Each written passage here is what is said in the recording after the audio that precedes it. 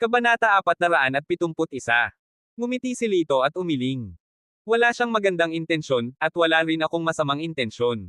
Sa mga panahong iyon, wait and see na lang. Mamamatay na si Joanne sa galit. Hinawakan niya ang braso ni Lito at sinabing, nababaliw ka na ba? Si Topet ay nasa likod niya si Byron. Isa siyang big shot na kahit ang aking ama ay hindi nang ahas na guluhin. Byron is just a nobody. Hindi ko siya sineseryoso. Umiling si Lito. Ikaw. Hindi nakaimik si Joanne at ipinikit ang kanyang mga mata. Fine, fine, fine. The best ka. Pakiramdam niya ay nagbibiro lang si Lito. Pagkatapos ng lahat, si Byron ang pinuno ng 10 Ultimate Sect. Gaano man kalakas si Lito, hindi siya may kukumpara sa kanya. Sa kabilang banda, galit na si Carla kay Lito. Nang marinig niya ang mga salita ni Lito, agad siyang tumawa ng mapanlate. Hindi ka talaga natatakot na mabali ang dila ko. Hindi sumagot si Lito at ngumiti lang. Hindi nagtagal, lumipas ang 2 araw, at oras na para sa labanan. Sa madaling araw ng araw na ito, hiniling ni Elder Yi kay Mim na kunin si Lito at dalhin siya sa Mount Song. Sa kotse, nakita ni Lito na medyo mapatla ang mukha ni Mim, kaya tinanong niya kung ano ang nangyayari. Tamad lang. Napabuntong hininga si Mim, nag-alinlangan sandali, at sinabing, 2 araw ang nakalipas, sa piging ni Byron, hindi nakadalo dito ang aming pamilyang Yi, na ikinagalit ni Byron. Nagpadala siya ng mensahe para harapin ang pamilya Yi. Ngayon lahat ng kumpanya ay tumigil na sa pagtatrabaho sa aming pamilyang Yi. Sa bagay na ito, galit na galit ang lolo ko. Tumingin si Mim kay Lito, puno ng pag-aalala ang kanyang mga mata. Lito, sigurado ka ba talaga? Hindi si Byron ang taong katapat mo. 10 taon na siyang sikat, at ngayon ay 10 taon na siyang nag-iisa.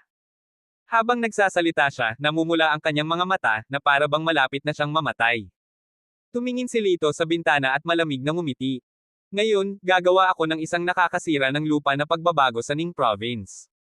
Hindi nagtagal, nakarating sila sa Mount Song. Hindi makapasok ang sasakyan, kaya naglakad sina Lito at Mim sa bundok. Hindi kalakihan ng Pine Mountain, pero maganda ang tanawin. Karaniwan, malayang labas-pasok ang mga tao. Pero ngayon, may warning line na 500 meters pababa ng bundok, kaya hindi pinapasok ang mga tao. Sa sandaling dumating si Lito sa paanan ng bundok, isang grupo ng mga tao ang dumating mula sa kabilang panig. Hoy, hindi ba ito si Kuya Lito yon? Lumapit si Topet nang nakangiti at mapagpanggap na tinapik ang balikat ni Lito. Dumating din si Joanne. Patuloy siyang komandat kay Lito, ngunit nagkunwari itong hindi siya nakikita. Lito, akyat na tayo. Sabi ni Mim kay Lito. Sino ang kagandahang ito? Nang makita ni Topet si Mim, nagliwanag ang kanyang mga mata. Si Mim ay nakasuot ng isang moon white cheongsam ngayon. Ang kanyang katawan, na nagsasanay ng martial arts sa loob ng maraming taon, ay may sukat. Sa pagbubukas ng cheongsam, isang pares ng payat at tuwid na mga binti ang bahagyang nakatago at bahagyang nakikita, na napakakaakit-akit. Bagamat ang pamilya Yi ay may napakataas na katayuan sa Ningzhou, nanatili silang mababa ang profile. Si Mim ay bihirang magpakita sa publiko, kaya maraming tao ang hindi nakakakilala sa kanya. Sa harap ng mainit na mga mata ni Topet at ng iba pa, inilibot ni Mim ang kanyang mga mata at hinawakan ang kamay ni Lito. Tara na. Nang makita ito, bahagyang nagbago ang magandang mukha ni Joanne. Lito, sino siya? My friend? You can call her Mim. Tuyong umubo si Lito. But don't get me wrong. Walang namamagitin sa amin. Ngumuso si Mim. Kalokohan. Sa tingin mo, gusto kita. You don't need to explain. Si Joanne ay lihim na nakahinga ng maluwag at nagpakita ng isang kaakit-akit na ngiti. Dahil magkaibigan tayong lahat, sabay-sabay na tayo. Pagkatapos noon, umalis sina Joanne at Mim sa tuktok ng bundok, isa sa kaliwa at isa sa kanan. Habang nanunood ang iba ay namumula ang mga mata sa selos. Ang swerte talaga nitong taunan sa Peach Blossoms. May kasama siyang 2 magagandang babae. Batang Topet, hindi ka talaga siniseryoso ng lalaking ito. Hindi mo ba siya tuturuan ng leksyon? Ang mga kalamnan sa mukha ni Topet ay kumaibot, at sinabi niya na may malungkot na mukha, haha, pagdating natin sa tuktok ng bundok, mayroon akong malaking regalo para sa kanya. May malaking lawa sa tuktok ng bundok. Ang lawa ay madilim na berde. Sa sandaling ito, kalmado at payapa ang ibabaw ng lawa. Ito ay mapayapa at maganda. May malaking parisukat sa tabi ng lawa, at maraming tao ang nagtipon doon. Ang mga kwalipikadong tumayo dito ay karaniwang mga sikat na tao sa Ning Province. Makapangyarihan man sila o mayaman, at mayroon ding mga namamahala sa mga pangunahing martial arts club. Binata daw ang kalaban ni sect leader Wu. Ano sa tingin mo? Hindi na kailangang tingnan ito. Si sect leader Wu ay nasa closed-door training sa loob ng 10 taon. Sa isang simpleng tapik, magagawa niyang mitsos ang batang iyon. Tama. Lahat tayo ay mga taga-suporta ng sect leader Wu. Sa hinaharap, maaari tayong umasa sa isang malaking puno upang tamasahin ang lamig. Habang nag-uusap sila, tawa sila ng tawa. Nga pala, nabalitaan ko na ang pamilyang Yi ay nasa panig ng brat na iyon sa pagkakataong ito. Nagutos na si sect leader Wu na i-seal off ang pamilyang Yi. Natatakot akong matapos ang pamilyang Yi. Talagang tumatanda ang matandang iyon na may apelyidong Yi. Lalong gulong-gulo ang ulo niya. Tulala lang. Sa sandaling sinabi niya iyon, biglang nanlamig ang mga mata ni Lito. Sa tingin ko ikaw ang tunay na walang alam. Nang marinig ito ng lalaki, agad siyang nagalit at tumingin kay Lito. Anak, ang lakas ng loob mong pag-alitan ako. Ikaw kasi. Anong meron? Kalmado ang ekspresyon ni Lito. Kilala mo ba kung sino ako? Itinuro ng nasa katanghaliang gulang ang sarili at nakangising sabi. Umiling si Lito. Kahit sino ka pa, isa kang walang utak. Sa sobrang galit ng lalaki ay dilat na dilat ang mga mata. Galit niyang sinabi, how dare you? Ako ang may-ari ng Zuan Tian Martial Arts Center, Carlo Son. Nang marinig ang pangalang ito, sabay na nagbago ang mga mukha ni Mim at Joanne. Si Carlo ang ikatlong master sa martial arts world sa Ningzhou City. Ang Mystic Sky Martial Arts Club na nilikha niya ay unang nirerango sa Ningzhou City, at ang napakalaking martial arts club ay nasa ikatlong pwesto sa Jiangnan City. Ito ay masasabing isang makapangyarihang pag-iral sa martial arts world ng Ningzhou City. Lito, hindi nararapat na maging kaaway ang taong ito. Bulong ni Mim. Nagmamadali ding lumapit si Joanne at nakangiting sinabi, so club principal son iyon. Marami na akong narinig tungkol sa kanila. Ngayon lang nadulas ang dila ng kaibigan ko. Mangyaring huwag mo itong isa-puso. Inilagay ni Carlo ang kanyang mga kamay sa likuran niya. Nang makita ang magandang babae na humihingi ng awa, ayaw na niyang magkaroon pa ng gulo.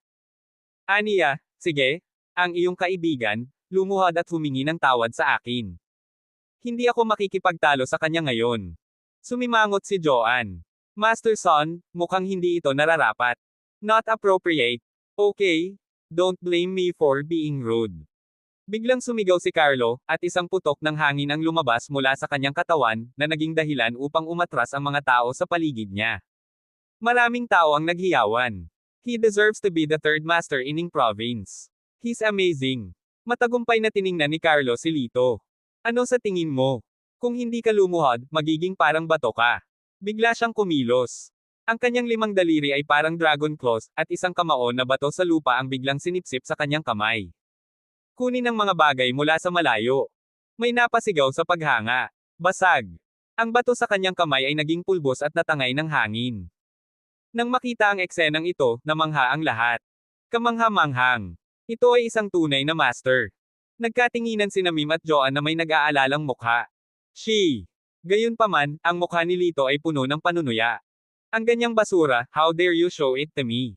Pagkasabi niya noon ay napabuntong hininga ang lahat. Tumingin sila kay Lito na parang walang isip. Baliw talaga ang lalaking ito. Kabanata 472.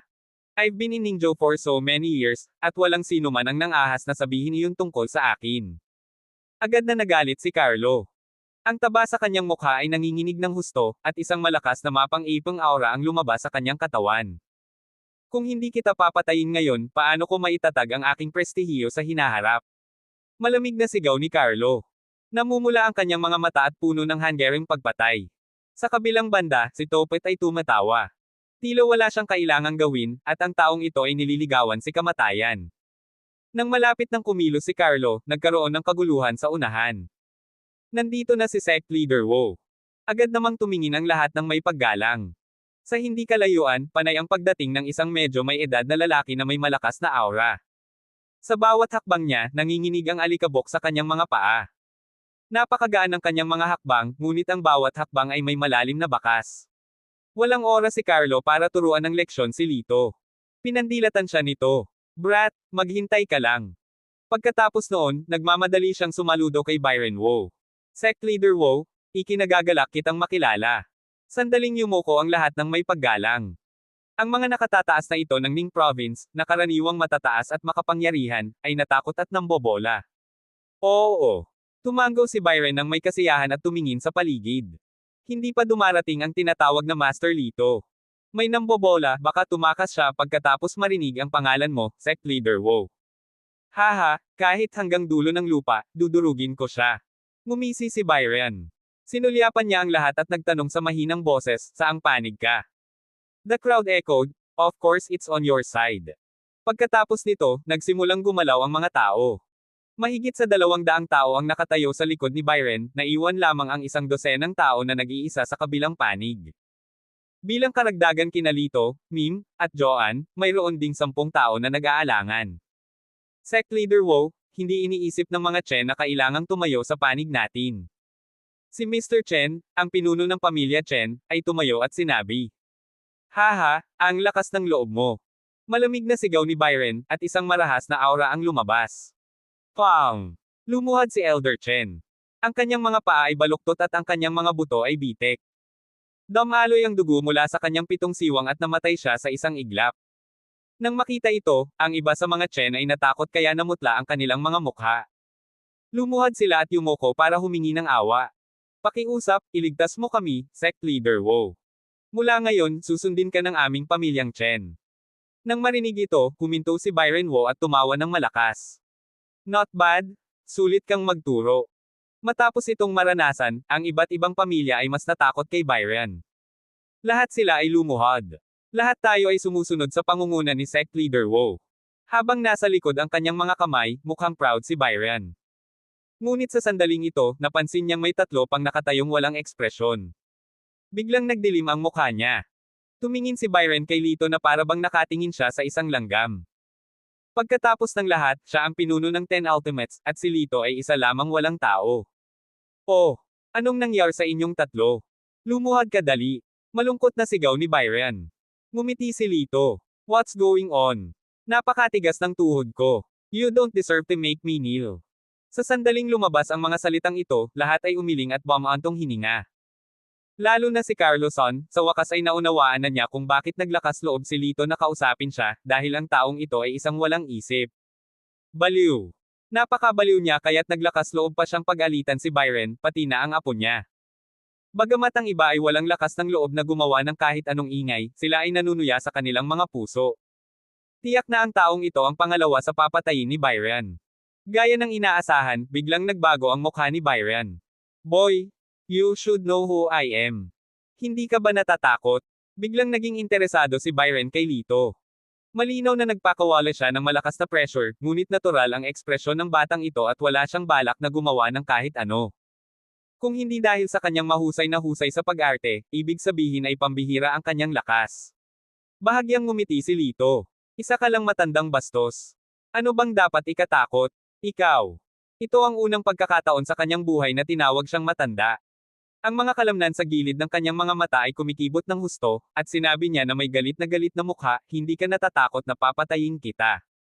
Ngayon mo lang nakita ang nangyari sa matandang iyon.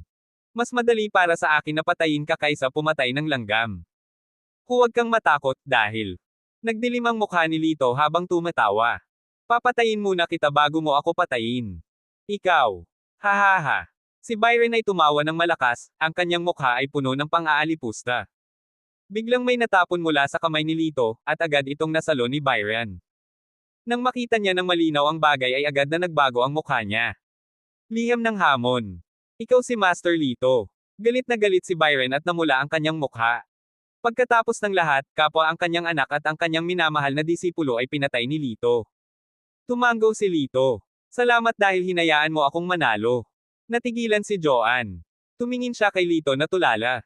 Alam niya na napakalakas ni Lito, ngunit hindi niya inaasahan na siya ang kalaban na pinuntahan ni Byron dito para hanapin. Sa kabilang banda, huminga din ng malalim sina Carlo, Ian A Negation Section, Negation A Karapatang Ari Kalahati Opat, at ang iba pa. Hindi nila inaasahan na ang batang ito ay ang maalamat na bagong talento ng Ning Province, siyang Master Lito. Pero ano? Nahulog siya sa mga kamay ni Sect Leader Wu ngayon. Kahit sino pa siya, mamamatay siya sa huli. Ngumisi si Carlo ng masama. Sa sandaling ito, biglang sumipol ang hangin, at isang malamig na hangin ang lumabas sa katawan ni Byron, na naging sanhi ng paglipad ng buhangin at mga bato sa paligid niya. Ikinawin ni Lito ang kanyang kamay, at sina Mim at Joan ay binalot ng banayad na puwersa at umatras ng 20 metro. Nagkatinginan ng dalawang dilag at pagkatapos ay tumingin kay Lito na may parehong pag-aalala sa kanilang magagandang mata. Anak, 10 taon ka nang nasa closed-door training. Nabasag na ng mountain shaking fist ko ang level 10. Ngayon, susubukan kita. Dahan daw ang itinaas ni Byron ang kanyang kamay na bakal.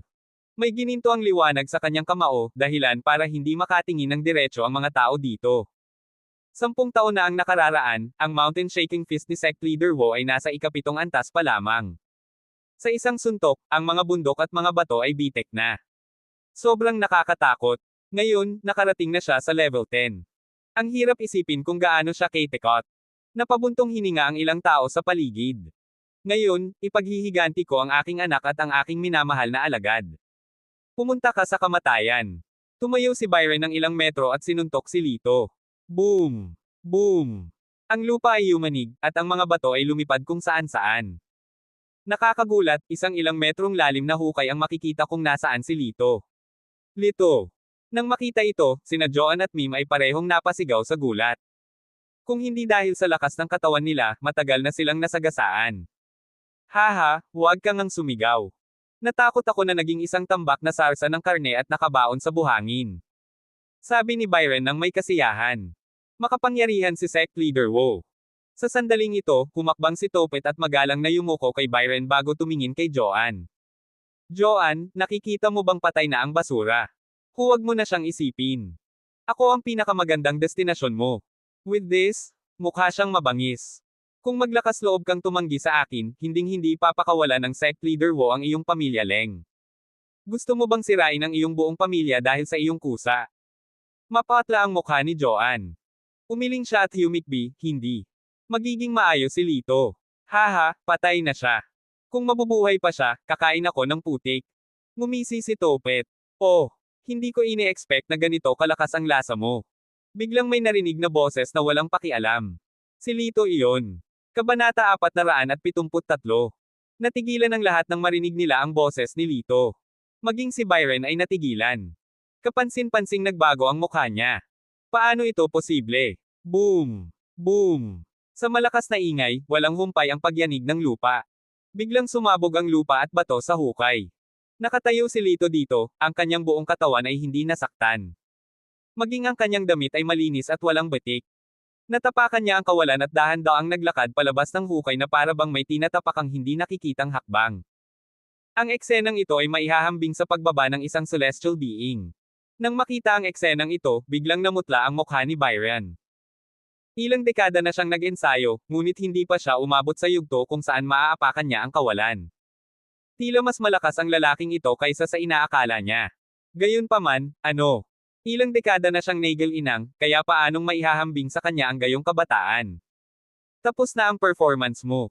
It's my turn. Malamig na nagsalita si Lito. Pero pagkatapos niyang magsalita ay hindi na siya kumibo. Natarante na lang ang lahat, may biglang sumigaw, tingnan mo ang lawa. Ang mga tao ay tumingin sa direksyon ng tunog at nakita ang isang malaking whirlpool na biglang lumitaw sa gitna ng orihinal na kalmado na lawa. Pabilis ng pabilis, at ang lawa ay kasing gulo ng dagat. Tinadyak ni Lito ang kanyang mga paa. Taas. Isang malaking haligi ng tubig na may diameter na mahigit 10 metro ang tumalon mula sa lawa at umabot sa kalangitan. Sa isang kisap mata, nagbago ang panahon sa kalangitan. Ang araw ay nagtago sa mga ulap, at ang langit ay agad na nagdilim. Sa isang bahagyang paglukso, si Lito ay nakatayo sa tuktok ng haligi ng tubig, tulad ng isang mataas at makapangyarihang Diyos, na nakatingin sa mga tao na may walang pakialam na mukha. Nang makita ang eksenang ito, bumigay ang mga binti ni Topet at lumuhad siya. Puno ng takot ang mga mata ng lahat. Ito ay hindi nakapangyarihan ng isang tao. Sinong mag-aakala na ang isang ordinaryong kabataan ay may mga kakayahan na umabot sa langit? Boom! Maririnig ang nakakabinging tunog ng tubig. Ang haligi ng tubig ay tila buhay, tulad ng isang higanteng dragon na umaabot sa harapan ng lahat. Ang mga huling salita. Tumingin si Lito kay Byron at sinabing walang pakialam. Napalunok ng mariin si Byron at nagngangalit ang kanyang mga ngipin. Anak, hindi ako vegetarian. Pagkatapos nun, sumigaw siya at nag-wave ng kamao. Mukhang hindi mo na kailangan ang mga huling salita.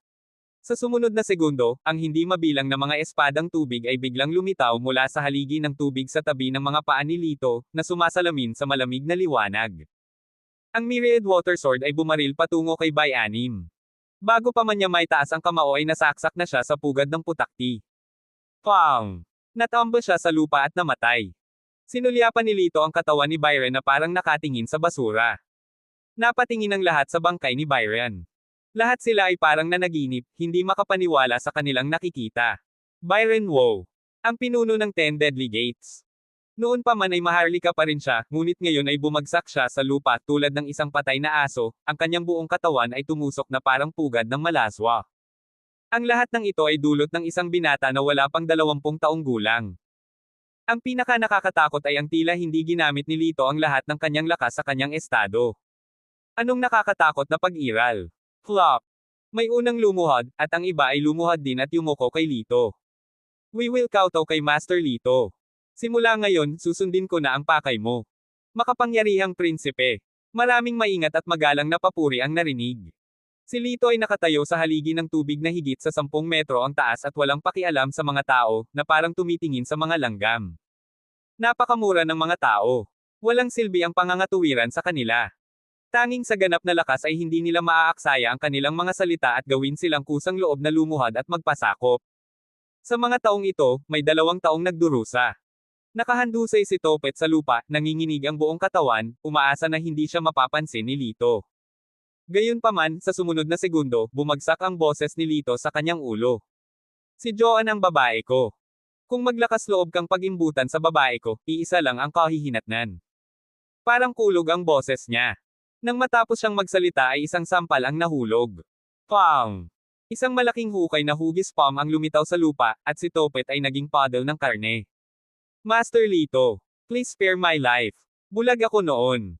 Nang makita ang eksenang ito, natakot si Carlo kaya nanginginig siya at nabasa ang kanyang pandiya. Bagamat siya ang pangatlo sa pinakamalakas sa Ning Province, alam na alam niya na isa siyang hamak sa harap ni Master Lito. Ang biglaang pag-atake ni Lito ay napakabilis na walang nakakakita nito ng malinaw. Sa isang sigaw, ang isa sa mga braso ni Carlo ay natanggal. Kunin mo ang iyong braso at ililigtas ko ang iyong buhay sa pagkakataong ito. Walang pakialam na sabi ni Lito. Pakiramdam ni Carlo ay parang nabigyan siya ng amnestia. Tiniis niya ang matinding sakit at yumuko ng paulit-ulit. Salamat sa iyong kabaitan, Young Master Lito. Pinaikit ni Lito ang kanyang mga mata at malakas na sinabi, simula ngayon, huwag mo nang lalabanan muli ang pamilya Yi. Ako ang nagprotekta sa pamilya Yi. Kung lalabanan mo ang pamilya Yi, lalabanan mo ako. Kailangan mong tiisin ang kahihinatnan. Ang lahat ay nanginginig at yumuko ng paulit-ulit. Oo. Marami sa mga mayayamang negosyante sa Ningyo ang puno ng pagsisisi. Kung alam nila na mangyayari ito, hindi sana sila pumila ng ganoon kaga. Alam na alam ng lahat na mula ngayon, ang katayuan ng pamilya Yi sa Ningyo ay aabot sa mas mataas na antas. Walang nang-ahas na guluhin sila. Pagkatapos ng lahat, sila ay suportado ng isang Diyos ng massacre. Bumaba si Lito mula sa haligi ng tubig at ang ibabaw ng lawa ay muling bumalik sa kalmado. Maging ang araw ay lumitaw mula sa likod ng maitim na ulap. Lumapit siya kina Joan at Mim at kinalas ang kanilang mga gapos. Ang mukha ni Joan ay puno ng luha, at ang kanyang malinaw at magandang mga mata ay puno ng luha. Ang kanyang magandang mukha ay kaakit-akit at kaibig-ibig. Nadapa siya at mabilis na naglakad patungo kay Lito. Huminga ng malalim si Lito at nakaramdam ng saya. Well, halik ba ito o yakap ng isang dilag? Ang susunod na segundo. Pak! Isang malakas na sampal ang dumapo sa mukha ni Lito. Hindi naman mabigat ang sampal kaya halatang gumamit siya ng kaunting lakas. Gayunpaman, halatang galit na galit si Joan. Bakit hindi mo sinabi sa akin na kalaban mo si Byron? Bakit mo kami binitag? Alam mo ba kung gaano ako nag-alala sa'yo ngayon? Akala ko patay ka na. Kung alam ko ang lahat, at least ang pamilya Leng kaya mo pang tumayo sa likod mo. I hate you. I will never talk to you again. Maraming sunod-sunod na salita ang sinabi ni Joan Leng. Ipinadyak niya ang kanyang mga paa at tumalikod upang tumakbo palayo na may galit. Isang string ng kristal na luha ang lumutang sa hangin. Hinawakan ni Lito ang kanyang pisngi at tumingin kay Mim na may blankong mukha. Anong nangyayari? Alin sa mga litid niya ang mali? Ang mga pilik mata ni Mim ay nabahiran din ng luha. Nanlaki ang magaganda niyang mga mata, at may kaunting apoy sa mga iyon. Pak! Ikinumpas niya ang kanyang kamay at hinampas ang kabilang kalahati ng mukha ni Lito. Ikaw ang nagkamali. Bastos. Mabahong tao. Go to death. Pagkatapos noon, sinipa niya si Lito at tumalikod para umalis. Pinaikit ni Lito ang kanyang mga mata at walang magawang umiling. Mas mahirap hulaan talaga ang puso ng babaeng ito kaysa sa pinakamahirap na teknik. Hindi ko maintindihan. Ang mga ekspresyon ng mga pinuno ng lahat ng antas ng pamumuhay sa Ning Province, na nakaluhod sa lupa, ay masasabing kahanga-hanga sa sandaling ito. Iyon. Master Lito, ayon sa aking maraming taon ng karanasan sa pag-ibig, ang dalawang babaeng iyon ay dapat na interesado sa iyo. Maingat na sabi ng isang mataba at mayamang negosyante na may mamantika na mukha. Siyempre. Ang martial arts ni Master Lito ay heaven-defying, powerful and brave. Normal lang na magkagusto sa kanya ang mga babae. Ang mga tao ay nagsimulang mambola sa kanya ng sunod-sunod. Kabanata 474. Inalis ni Lito ang grupo ng mga mambabola at bumaba mula sa bundok ng Pine. Nag-alinlangan siya kung tatawagan ba niya si Joanne para humingi ng tawad o hindi. Bagamat hindi niya alam kung ano ang nagawa niyang mali. Pero kailangang suyuan ang mga babae, di ba? Sa oras na ito, biglang tumunog ang telepono. Ito ay isang hindi pamilyar na numero. Uy, ikaw ba si Lito? Ang isang malutong na boses ng isang batang babae ay nagmula sa telepono, tulad ng isang sariwang prutas na may mga patak ng tubig sa tag-araw. Ako, at ikaw. Sabi ng dalaga, nakalimutan mo na ba? Inatake sa puso ang nanay ko noong araw na iyon. Iniligtas mo siya sa tabi ng lawa at tinulungan mo pa akong itaboy ang sinungaling. Oh, ikaw pala. Anong problema? Tumawa si Lito. Nag-alinlangan ang dalaga at nahihiyang sinabi, I'm sorry. Makikipag-ugnayan sana ako sa iyo kinabukasan, ngunit may naantala ako sa bahay nitong 2 araw na ito. Maari ko bang itanong kung may oras ka bang pumunta rito ngayon? Paunti-unti na ang tulog ng nanay ko. Sige, pupunta ako ngayon. Ibigay mo sa akin ang address. Saglit na nag-isip si Lito at nagpasya na huwag pukawin si Joanne. Pagkarinig nito ay agad na natuwa ang dalaga. Oo, ay text kita mamaya. Isa pa, Yan Shu ang pangalan ko. Diretso ka na. Okay. Tumanggo si Lito. Matapos ibaba ang telepono, makalipas ang halos 2 minuto, may ipinadalang text message. Sinundan ni Lito ang address sa text message at dumating sa isang high-end na residential area. Mukhang napakabuti ng kalagayan ng kanilang pamilya. Kumatok siya sa pinto at maya-maya lang ay may nagbukas nito. Welcome, pasok ka. Si Yan ay nakasuot ng pink and white home dress at isang pares ng rabbit tsinelas. Nakatayo siya sa pinto sa cute na paraan. Sumulyap si Lito sa kanya at napansin na medyo mapatla ang kanyang mukha. Agad niyang iniwas ang tingin. Nandito na si Sir Lito. Maupo ka. Magbubuhos ng tsaa si Yan. Umupo si Mrs. Shu sa sofa, mukhang namumutla. Nakahanda na siyang tumayo at salubungin sila. Nagmamadaling sinabi ni Lito, hindi mo kailangang bumangon. Si Yan ay masunaring nagbuhos ng isang tasa ng tsaa at inilagay ito sa coffee table. Sa oras na ito, isang lalaki na nasa edad 40 ang lumabas sa pag-aaral. Ang lalaki ay may parisukat na mukha at makakapal na hugis espada ang mga kilay. Puno siya ng kamahalan ng isang nakatataas. Tatay, siya si Lito Argel. Ipinakilala ni Yan. Tumingin si Romulo Sho kay Lito at nalaman niyang napakabata pa niya. Hindi niya napigil ang sumimangot. Lito, napakabata mo. Dapat nasa school ka pa di ba? Medical student ka ba? Mahinahong tanong ni Romulo. Ngumiti si Lito. Halatang hindi naniniwala sa kanya ang kabilang partido, kaya sinadya niyang itanong ito para malaman pa ang tungkol sa kanya. Hindi ako estudyante. Isa akong local medicine practitioner. Mahinahong sabi ni Lito.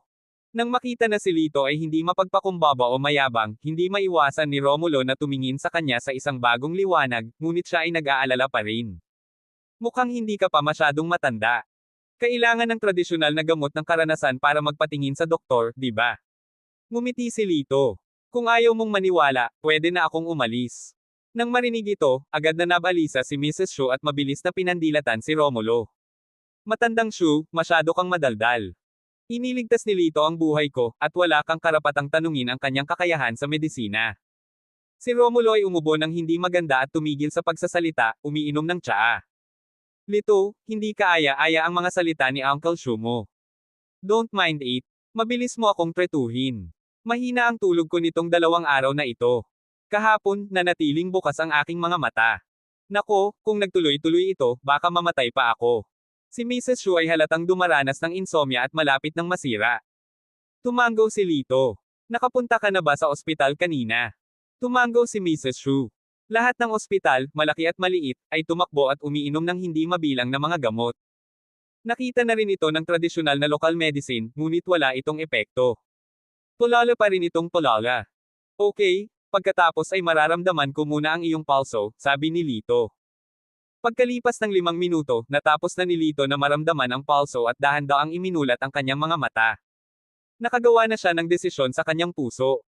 Ang sanhi ng pagkakasakit ng inang ito ay ang daluyan ay hindi maaaring sumalungat sa daan, na humantong sa hindi pagkakasundo ng kanyang tiyan at pagkabalisa ng kanyang tiyan. Tita, kung tama ang hula ko, nagsimula ang problema mo sa insomnia almost 5 years ago na. Nang marinig ito, si Mother Shu ay unang natigilan. Pagkatapos nito, nagtatakang tanong niya, paano mo nalaman? Haha, doktor ako, kaya nakikita ko. Tsaka hindi naman dapat maganda ang tiyan mo. Madalas kumikilam at hindi komportable. Seryoso ito lalo na pagdating sa pagbabago ng panahon. Ngumiti si Lito at sinabi. Paulit-ulit na tumango si Mrs. Shu at sinabing nagtataka, oo, paminsan-minsan sumasakit ang tiyan ko. Lito, nakakamangha ka talaga. Pagkatapos noon, sinulyapan niya si Romulo. Nagulat din si Romulo sa ginawa ni Lito. Agad siyang nahiya at nagsisi na ngayon lang siya nagduda. Kuya Lito, mapagaling ba ng nanay ko ang sakit na ito? Marami akong tinanong sa mga doktor, ngunit lahat sila ay nagsabi na hindi nila ito mapagaling. Nag-aalalang tanong ni Yanyan. Tumango si Lito. Siyempre mapapagaling yan. Ilang karayom lang ang magagawa. Talaga. Ilang karayom lang. Lito, huwag mo akong biruin. Natuwa si Mrs. Shu sa narinig, ngunit hindi siya makapaniwala. Bahagyang ngumiti si Lito at kinuha ang needle bag. Kahit anong sabihin ko, walang kwenta. Tita, nakapagdesisyon ka na bang gamutin? Halos mabaliw si Mrs. Shu sa insomnia. Walang pag-aalinlangan, tumango siya. Mangyaring humiga, sabi ni Lito. Humiga si Mrs. Shu sa sofa, at nagsimulang magsagawa ng acupuncture si Lito. Mula sa simula hanggang sa katapusan, ang 36 na pilak na karayom ay tumusok sa ilang pangunahing mga punto ng acupuncture, at ang mga daloy ng banayad na tunay na chi ay tinusok sa pangunahing katawan. Naramdaman na lang ni Mrs. Shu na biglang nawala ang nasusunog na sensasyon sa kanyang tiyan. Lubhang nakahinga siya ng maluwag at naging malinaw ang kanyang isip, na para bang ang sandbag na dumidiin sa kanyang katawan ay biglang nawala.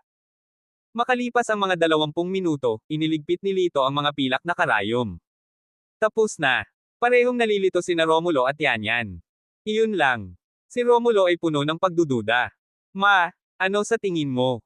Marahang itinulak ni Yanyan ang kanyang ina. Bahagyang nakapikit ang mga mata ni Mrs. Shu, bahagyang namumula ang kanyang mukha, at mahaba at matatag ang kanyang paghinga. Tinakpin ni Yanyan ang kanyang bibig sa hindi makapaniwala at gulat na tumingin kay Romulo. Nakatulog si Mama. Mabilis na pumunta si Romulo para tingnan. Siguradong tulog na siya at mukhang mahimbing na ang tulog niya. Little Lito? Hindi, mahusay na Dr. Argel. Maraming salamat. Nakakamangha ka talaga.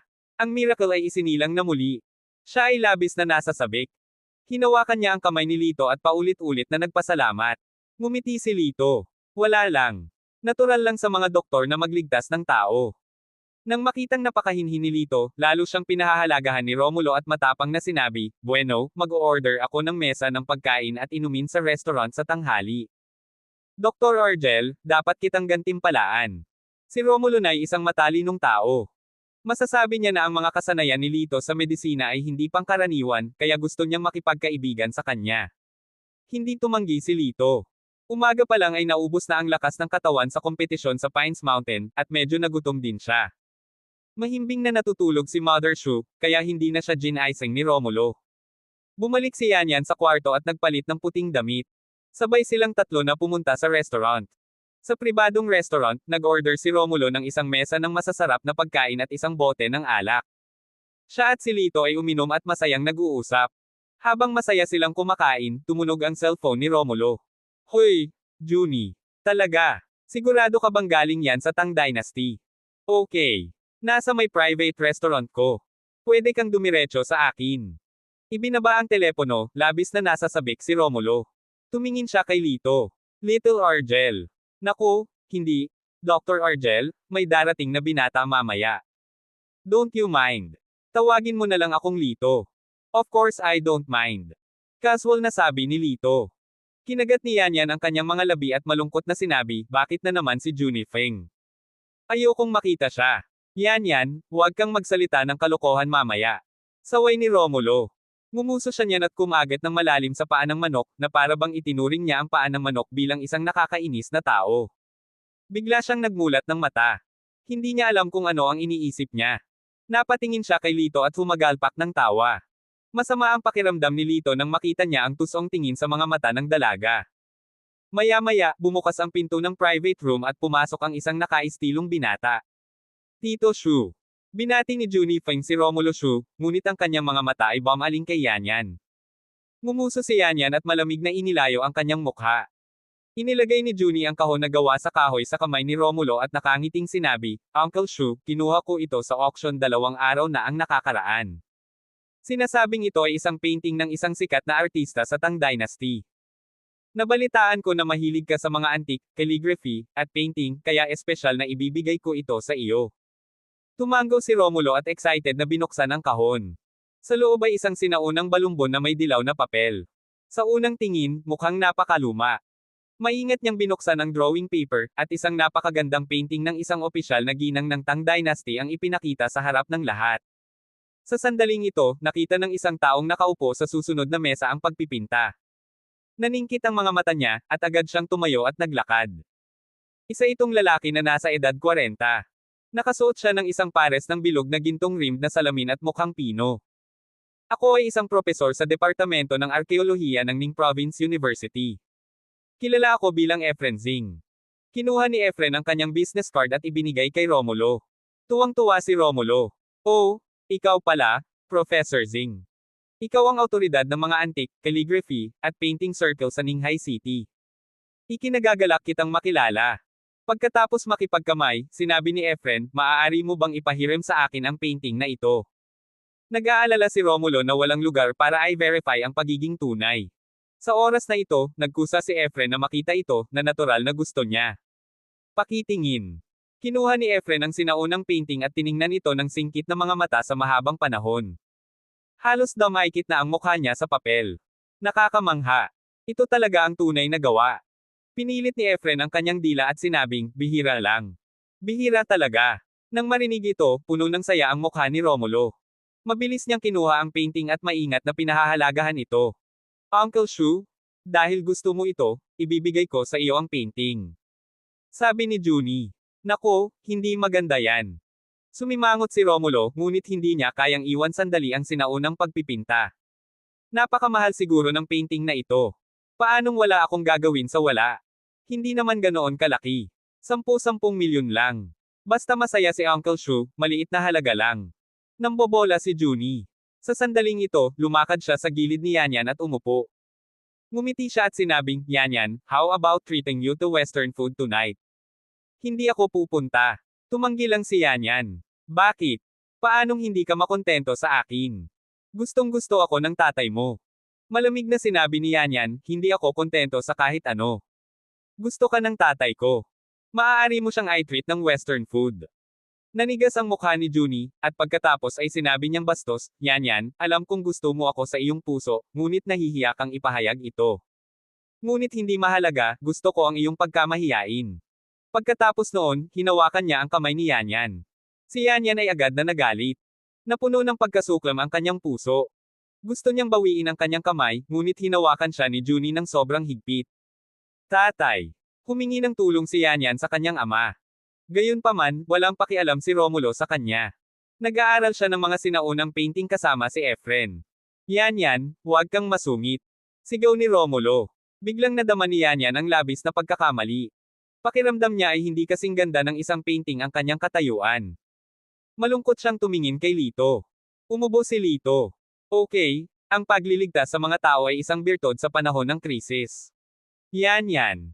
Uncle, hindi totoo itong painting. Napaubo siya at mahinang sabi. Ano? Sabay na tumingin sina Romulo at Efren kay Lito. Boy, are you doubting my level? Hindi ko alam kung nasaan ka, pero ang tiwala mo. Malungkot na sagot ni Efren.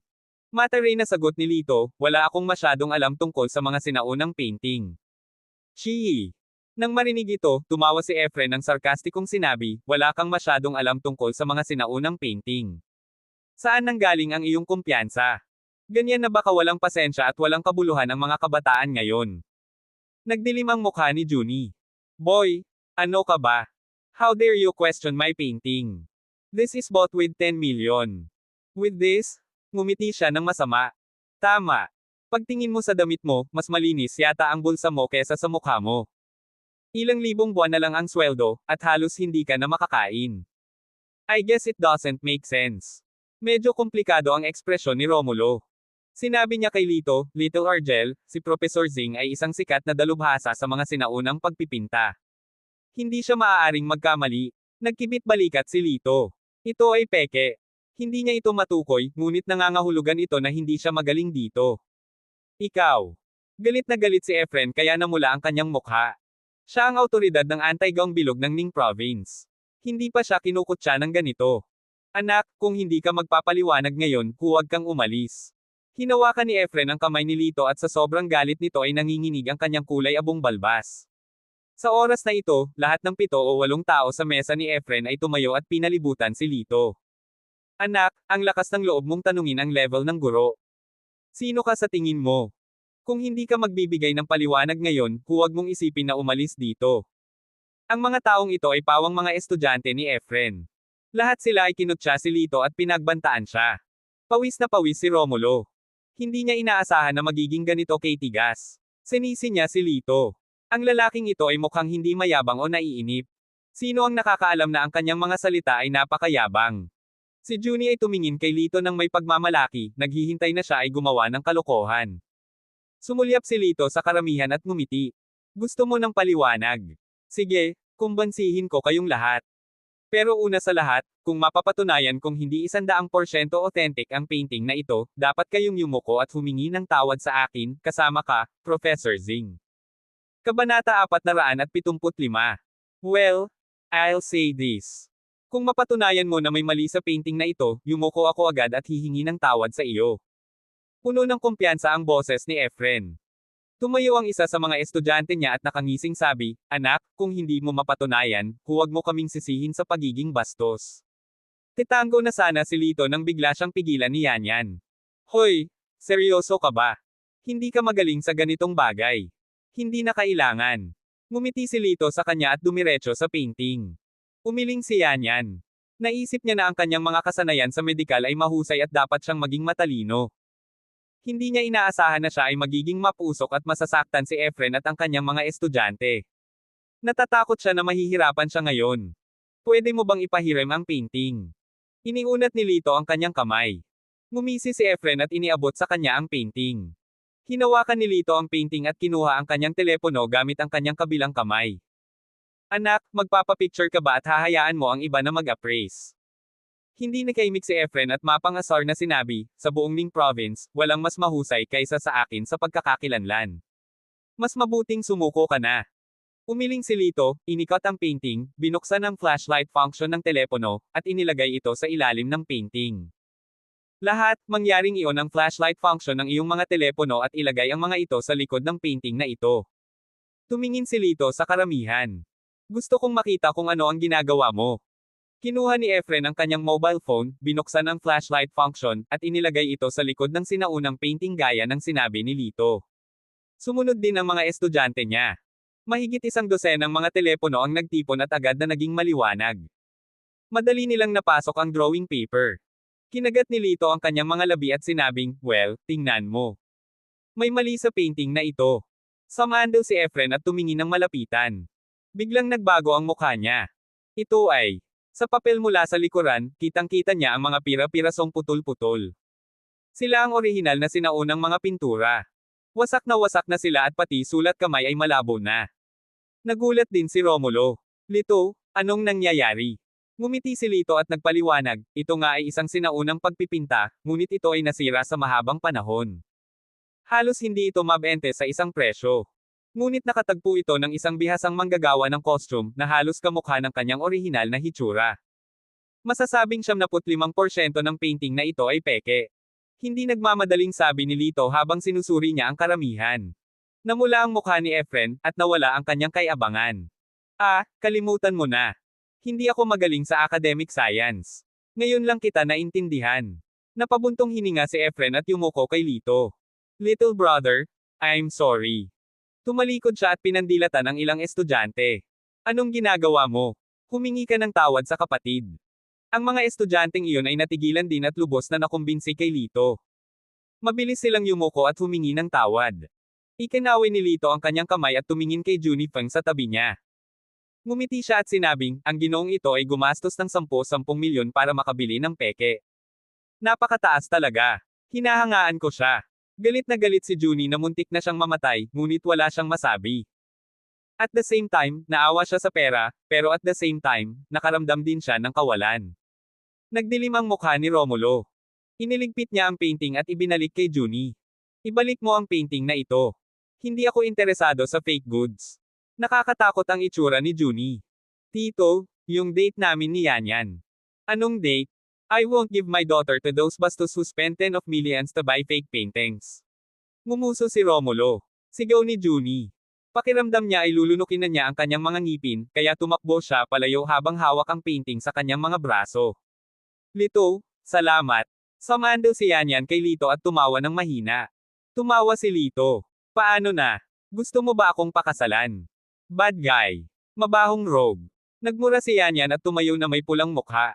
Pagkatapos noon, uminom at masayang nagkwentuhan sina Romulo at Efren, at pagkatapos ay hinayla si Lito para uminom. Sa sandaling ito, tumunog ang cellphone ni Lito. Inilabas niya ang kanyang telepono at nakitang ito ay isang tawag mula kay Mila Lo. Hoy, Mila, anong problema? Kumunat ang noo ni Lito. Si Mila ang namamahala sa pagbuo ng Shangfu Mountain House. Kung tatawagan niya ito sa oras na ito, malamang na may problema siya. Lito, pumunta ka kaagad sa construction site. May naririto para manggulo. Nag-aalalang sabi ni Mila. Sa kabilang dulo ng telepono, may mahinang tunog ng magaspang na pagmumura at pagkabasag. Parang napakagulo. Nanlamig ang ekspresyon ni Lito. Sige, papunta na ako dyan. What's wrong? May urgent ba? Tanong ni Romulo. Tumanggaw si Lito at tumayo. Sorry, hindi ako pwedeng malasing ngayon. Kinuha ni Romulo ang business card mula sa kanyang bulsa at sinabing, kunin mo ito. Kung kailangan mo ng tulong ko, tatawagan mo ako. Sinulyapan ni Lito ang business card at hindi maiwasang matigilan. Si Romulo talaga ang direktor ng Land Bureau ng Ninghay City. Pagkatapos magpaalam kay Romulo, nagmamadaling pumunta si Lito sa construction site ng Shangfu Mountain House. Pagdating niya, nakita niya ang mahigit 100 gangster na nakapalibot sa gate ng construction site. Lahat sila ay mukhang mabangis at mayabang. Nakaupo sa lupa ang ilang manggagawa sa construction site, duguan ang ulo. Obviously, binugbog sila ng mga gangster. Palabasin mo ang boss mo, kung hindi, huwag mo nang isipin ang pagsisimula ng construction. Ang pinuno ay may tato na dragon sa kanyang balikat at isang malaking gintong kadena sa kanyang leeg. Sinipa niya ang kotse sa tabi niya. Sa sandaling ito, pinalibutan ng isang grupo ng mga tao si Mila at naglakad palabas. Si Mila ay nakasuot ng itim na suit at maikling palda. Marahil ito ay para sa kaginhawahan, ang kanyang mataas na takong ay pinalitan ng puting sneakers, ngunit hindi ito nakakaapekto sa proporsyon ng kanyang katawan. Ang kanyang payat na mga binti ay nababalot ng kristal na medyas, at ang kanyang itim na buhok ay sumasayaw sa kanyang likuran, na umaalog-alog. Sino ka? Huwag kang ang kumilos ng ligaw dito. Tinitigan ni Mila ang gangster at galit na sumigaw. Nako, hindi ko akalain na napakagandang babae pala nang namamahala sa construction site. Nagliwanag ang mga mata ng gangster, at ang kanyang mga mata ay puno ng pagnanasa habang nakatitig sa katawan ni Mila. Nakaramdam ng pagkasuklam si Mila. Kumunat ang noo niya at sinabing, ito ay labag sa batas. Maaari akong tumawag ng pulis para arestuhin ka. Habang nagsasalita ay kinuha niya ang phone niya. Sa sumunod na segundo, hinawakan ng gangster ang telepono at hinawakan ang kanyang slim waist. Beauty, huwag kang masyadong mahiya. Dahil napakaraming tao ngayon, dapat tayong maging handa. Sa tingin mo baka pakipakinabang na tumawag ng pulis? Nang marinig ito, namutla ang mukha ni Mila. Naisip din niya ang puntong ito, ngunit mayroon pa rin siyang kislap ng swerte. Hindi niya inaasahan na tuwirang sisirain ng kabilang partido ang kanyang pag-asa. Ano? Gusto mo? Pera? Sapat na ba ang 50,000? Si Mila ay medyo may karanasan. Ang ganitong uri ng lokal na bully ay nais lamang na i-blackmail siya at bigyan siya ng pera upang maalis siya. Chihi. Diretsong tumawa ang gangster at madiin na sinabing, 50,000. Nanghihingi ba ng pagkain? Ang dami naman. Iniunat niya ang kanyang hinlalaki at hintuturo at nag-gesture. 80,000. Nakahinga ng maluwag si Mila. Ang 80,000 ay hindi isang malaking halaga ng pera para sa isang real estate project. Ngumisi ang gangster at matako na sinabi, gusto ko ng 80 milyon. Kung hindi mo ito ibibigay sa akin, marami akong paraan para hindi mo makumplito ang proyektong ito. Kabanata 476. 80 milyon. Ninanakawan mo ba ako ng pera ko? Galit na galit si Mila. Ngumisi ang gangster at sumulyap sa kanyang dibdib. Haha, you can stay with me for one night. Pwedeng mas mura. Naikuyom ni Mila ang kanyang mga kamao at sa sobrang galit ay hindi siya nagsalita. Tila sadyang nanggugulo ang mga taong ito. Beauty, ang nipis ng bewang mo. Tumawa ang gangster at hinawakan si Mila sa kanyang mga braso. Natarante si Mila.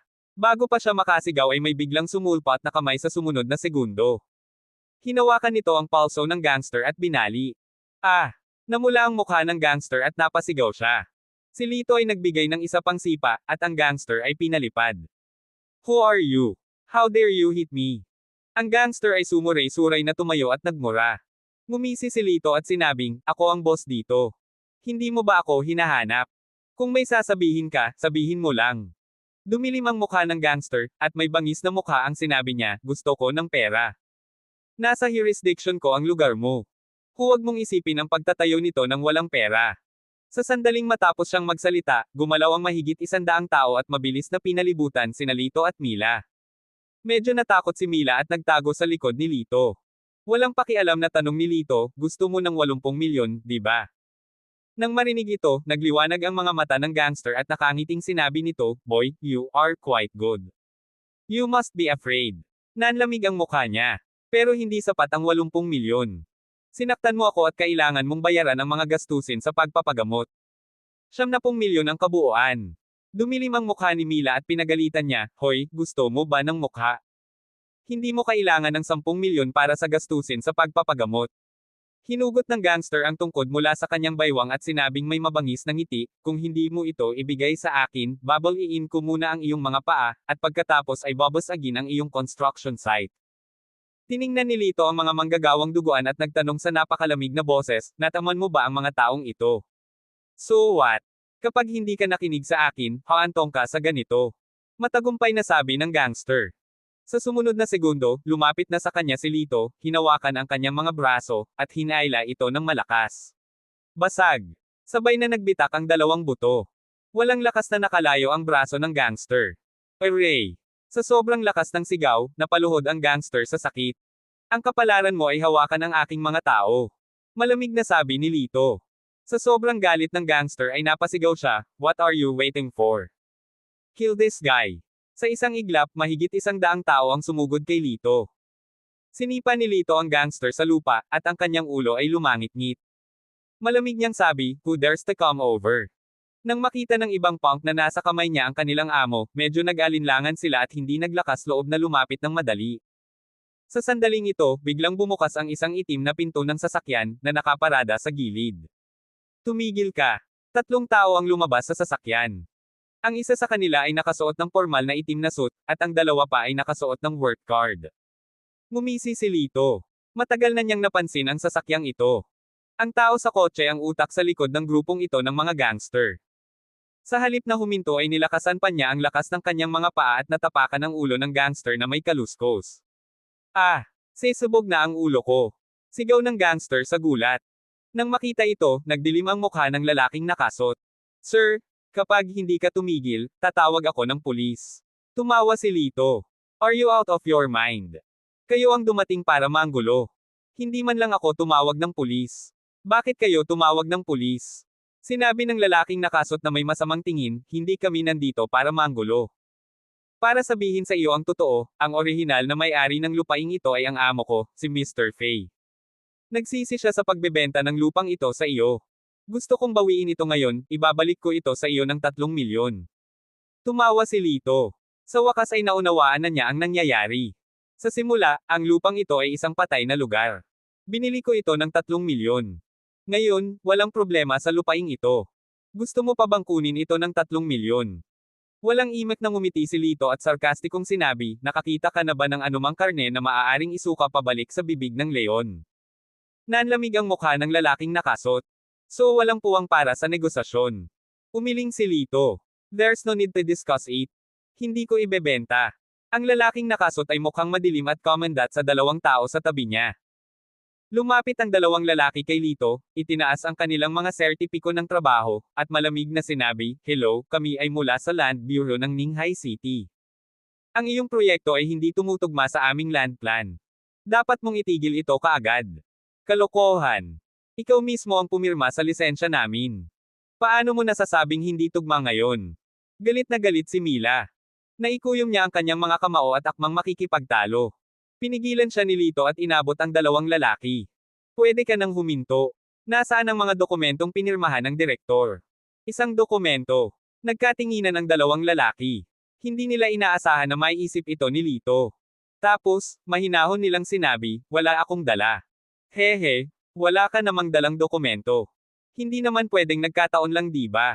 I think you guys who have abused your power. There's no such thing as a stop to the document. Sumigaw si Lito, bilang mga opisyal ng gobyerno, dapat ay magtrabaho ka para sa mga tao, ngunit tinanggap mo ang mga benepisyo at gumawa ng isang bagay na walang katotohanan. Kapag nalaman ito ng iyong direktor, ano sa palagay mo ang mangyayari? Napakalakas ng mga salita ni Lito na naging dahilan upang manginig silang dalawa. Nagpanik sila noong una, ngunit hindi sila kumalma hanggang sa umubo ang lalaking nakasot. Anak, ang lakas ng loob mong sir ako. Galit na sigaw ng isa sa kanila. Tama. Tignan mo nga yung sinabi mo. Parang kilala mo yung director namin. Sino ka ba? Patuloy nang inisya ng ibang tao.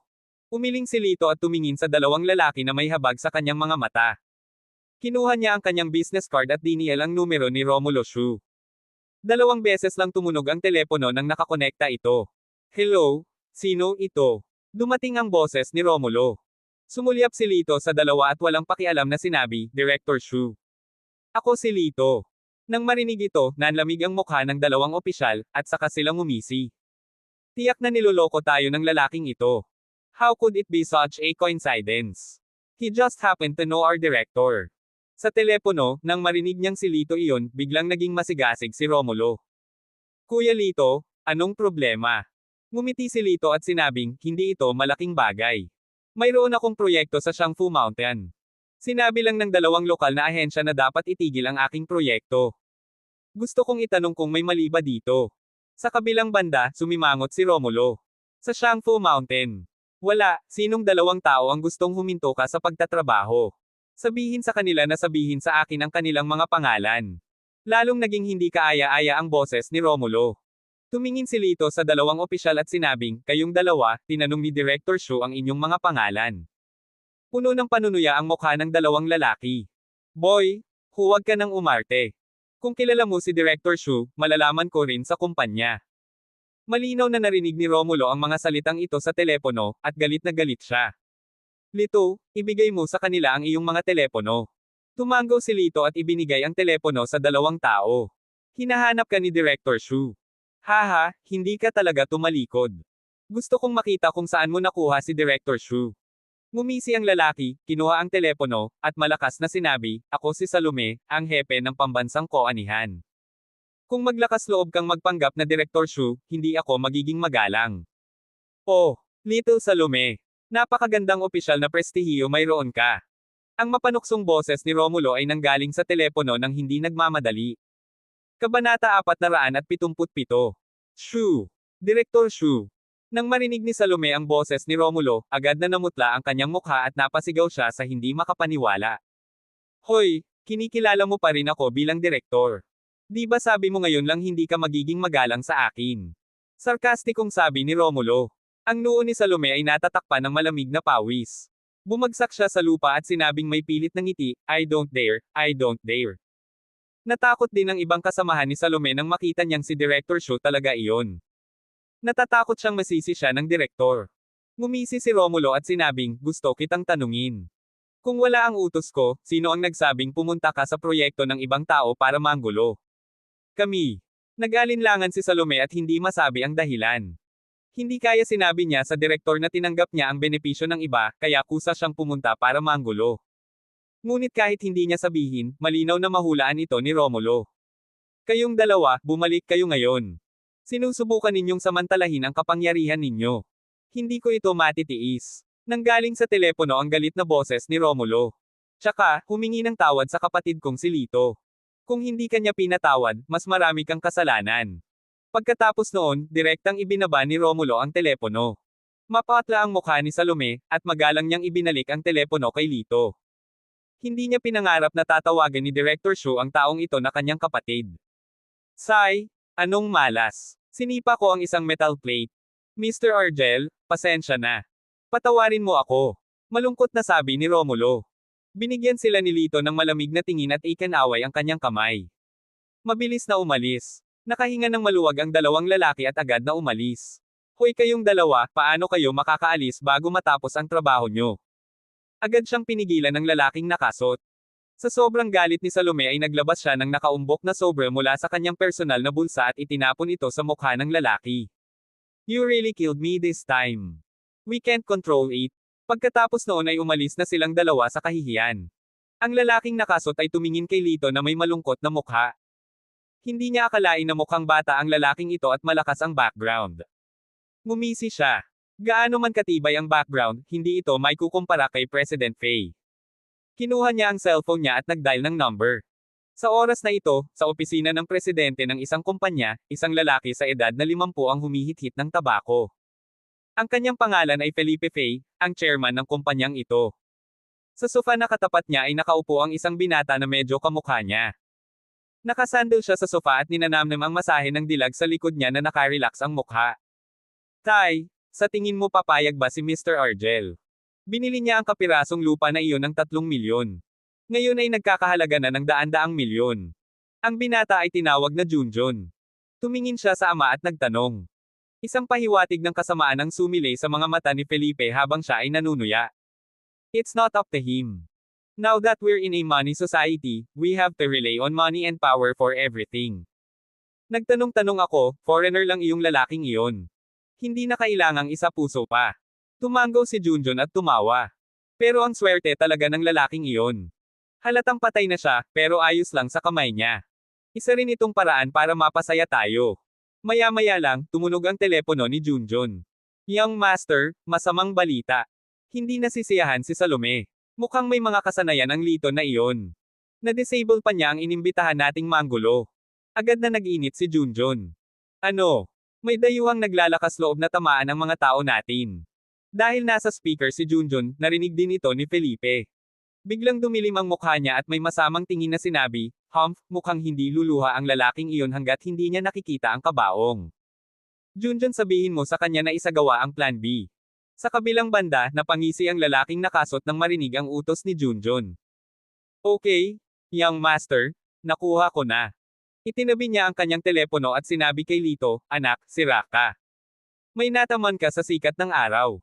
Tumawag na ang amo namin ng pulis. Mas mabuting maghintay kang makulong. Bahagyang ngumiti si Lito. What's wrong? Ikaw ang unang gumawa ng gulo. I believe that the police won't distinguish right from wrong. Haha, parang wala kang alam sa kakayahan ng amo namin. Kumuha na siya ng pinakamagaling na abogado. Tapos ka na. Ngumisi ang lalaking nakasot. Sure enough, pagkaraan ng ilang sandali, dumating ang mga pulis kasama ang sirena. Opisyal, gumawa muna sila ng gulo. Gusto lang namin ng amo na protektahan at ipagtanggol ang sarili namin. Maraming manggagawa ang humakbang para magsalita para kay Lito. It's none of your business.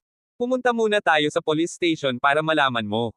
Pinusesan ng pulis si Lito at dinala siya sa sasakyan ng pulis. Si Mila ay labis na nag-aalala. Mabilis niyang pinaandar ang kotse niya at sinundan siya sa police station. Sa silid ng interogasyon. Sapat na ba ang nakita mo? Hindi na nakatiis ang pretty policewoman at nagalit na nakataas ang kilay. Nakatitig sa kanya ang lalaki sa tapat mula nang pumasok siya sa pinto. Mahigit 10 minuto na ang lumipas na nagpatayo ng balahibo niya. Nagkibit balikat si Lito at tapat na sinabi, hindi. Pagkatapos noon, nanatili siyang nakatitig sa babaeng pulis at bumaba sa mukha nito. Pulang-pula ang mukha ng babaeng pulis at galit na galit. Ibinagsak niya ang folder sa mesa, tumalikod, at lumabas. Walang magawang ngumiti si Lito at umiling. Bakit ka ba galit na galit? Napansin na lang niya na may mali sa katawan nito at gusto niyang ipaalala. Galit na pumasok sa opisina ang babaeng pulis at sinabi sa kanyang superior, group leader, hindi ko madakip ang lalaking iyon. Isa lang siyang hulagan. Pagkatapos noon, humirit ulit siya. I don't think there is need to interrogate him. Ang ganyang kahabag-habag na tao ay dapat unang nabugbog sa kanya. Sumimangot ang team leader na si Benwo at sinabing, hindi, kailangan natin siyang tanungin. Kailangan nating linawin, at siya mismo ang pumirma nito. Ipinadyak ni Mara Jean ang kanyang mga paa at atubiling bumalik. Sa oras na ito, sa silid ng interogasyon, biglang tumunog ang cellphone ni Lito. Ito ang tawag ni Mark Chin. General Chin, ano ang problema? Sa kabilang dulo, ang boses ni Mark ay may pahiwatig ng pagsusumamo. Lito, may problema ako sa iyo, pero you're welcome. Sabihin mo lang, diretsyong sabi ni Lito. Tumango si Mark at sinabing, ganito. Kamakailan lang, gumagawa ang ating militar ng isang lihim na pagsasaliksik, ngunit ang balita ay nag-leak. Nabalitaan namin na may gustong dukutin sa ibang bansa ang pamilya ng kumpanya ng pananaliksik na ito, kaya gusto ka naming guluhin para protektahan ang pamilyang ito. Sa pagkakataong ito, ang mga dayuhang puwersa ay napakabangis, at ang kanilang mga pamilya ay hindi masyadong nakikipagtulungan. Napakahirap na protektahan sila. Sa tingin ko ikaw ang pinakaangkop. Ngunit may isang problema. Ako ngayon ay nasa kabisera, wala sa Ning City. Bago matapos ni Mark ang kanyang mga salita, diretsyong tumango si Lito. Okay, promise ko sa'yo. Pumayag ka. Talaga. Labis na nagulat si Mark dahil kilalang kilala niya si Lito at alam niyang hindi siya mahilig makialam sa negosyo ng ibang tao. Gayunpaman, may iba pang plano si Lito. Pupunta siya sa kabiserang lungsod para tumulong na protektahan ang isang tao. Ito ay isang piraso ng cake lamang. Ang pinakamahalagang bagay ay pagkatapos na makumplito ang misyon na ito, may utang na loob sa kanya si Mark at ang militar. Maaaring maging kapaki-pakinabang ito sa hinaharap. Lito, kung matagumpay na natapos ang misyon na ito, dapat akong magpasalamat sa iyo. Siya nga pala, libre ka ba ngayon? Ibibigay ko sa iyo ang mga detalye ng taong iyon. Puno ng pananabik ang boses ni Mark. Tuyong tumawa si Lito. I'm afraid I don't have time. Dinala na ako sa police station. Agad na nagalit si Mark. Ano? Sino ang may lakas ng loob na hulihin ka? Kabanata 478. Maikling sinabi ni Lito kay Mark ang tungkol sa bagay na ito. Isang malamig na nguso si Mark. Ang sama ng loob na negosyante. Teka lang, pupunta ako sa police station. Nang hindi naghihintay na magsalita si Lito, direktang ipinaalam ni Mark ang mga gwardya na umalis at ibinaba ang telepono. Umiling si Lito at nakangiting sinabi, talagang mabilis siyang tao. Sa sandaling ito, bumukas ng malakas ang pinto ng interrogation room. Pumasok si Mara ng may tuwid na mukha at muling umupo sa tapat ni Lito. Pangalan? Galit na tanong niya. Inilibot ni Lito ang kanyang mga mata sa kanya. Hindi mo ba nabasa ang ID card ko ngayon lang? Nabulunan si Mara at ngumuso. Isang kasarian. Napangiti ang mga labi ni Lito. Hindi mo masabi. Ngumiti si Mara at sa wakas ay nakahanap ng pagkakataon para sawayin siya. Sumigaw siya, hindi ko masabi. Who knows kung lalaki ka o babae? Gusto mo bang suriin ito sa iyong sarili? Ngumiti ng masama si Lito. Namula ang mukha ni Mara habang nakatitig sa kanya. Ikaw hooligan, hindi mo kailangang tanungin sa iyong masamang pag-uugali. Hintayin mong makulong ka. Officer, hindi ba ilang beses pa lang kitang tiningnan? Bakit galit na galit ka? Pinunasan ni Lito ang kanyang ilong at bumulong, oo naman, mas maliit ang bagay na iyon, mas maliit ang espiritu nito. Napakalambot ng boses niya, pero narinig pa rin ni Mara. Ikaw.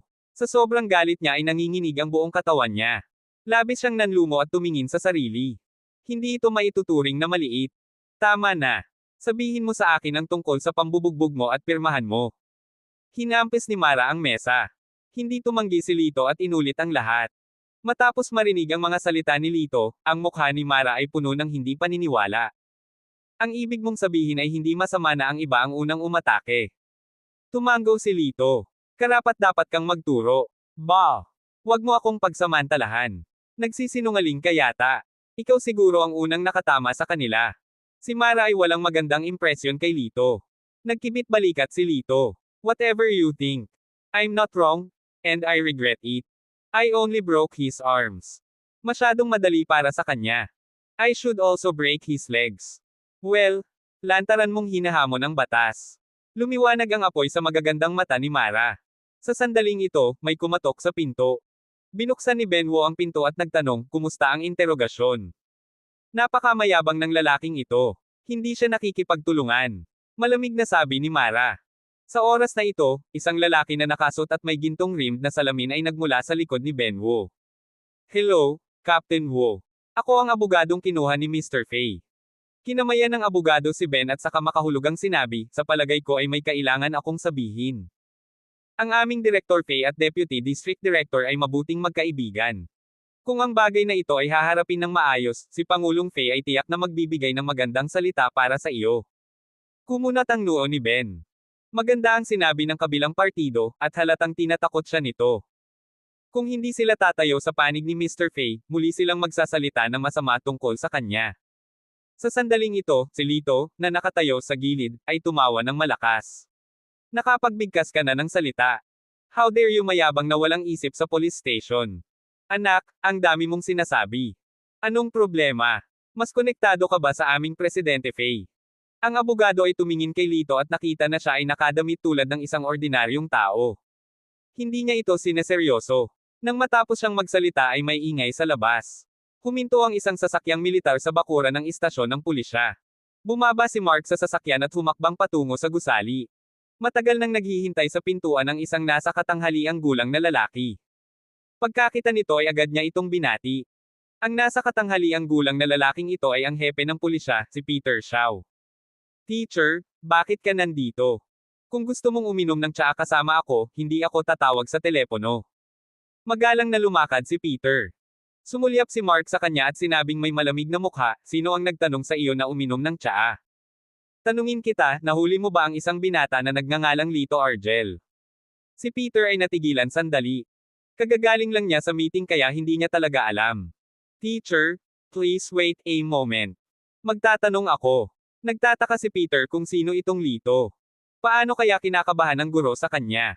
Mabilis niyang kinuha ang kanyang mobile phone at dinial ang numero ni Ben. Nasa pintuan ng interrogation room si Ben nang tumunog ang kanyang cellphone. Punong Shaw. Sinagot niya ito ng kusa. Pinunasan ni Peter ang malamig na pawis sa kanyang noo at nagtanong, nakahuli ka ba ng lalaking nagngangalang Lito Argel? Gulat na tiningnan ni Ben si Lito at tumango. Oo, ini-interrogate ko siya. Anong meron? Nang marinig ito, agad na naramdaman ni Peter na tapos na siya. He smiled apologetically and said, Teacher, nahuli ko nga siya. Nasa interrogation room siya. Agad na nanlamig ang mukha ni Mark. Pinandilatan niya ito at sinabing, bilasan mo at dalhin mo ako doon. Sinasabi ko sa iyo, kapag na-offend mo siya, tuturuan kita ng leksyon. Gustong umiyak ni Peter. Dati siyang sundalo ni Mark at na-promote niya.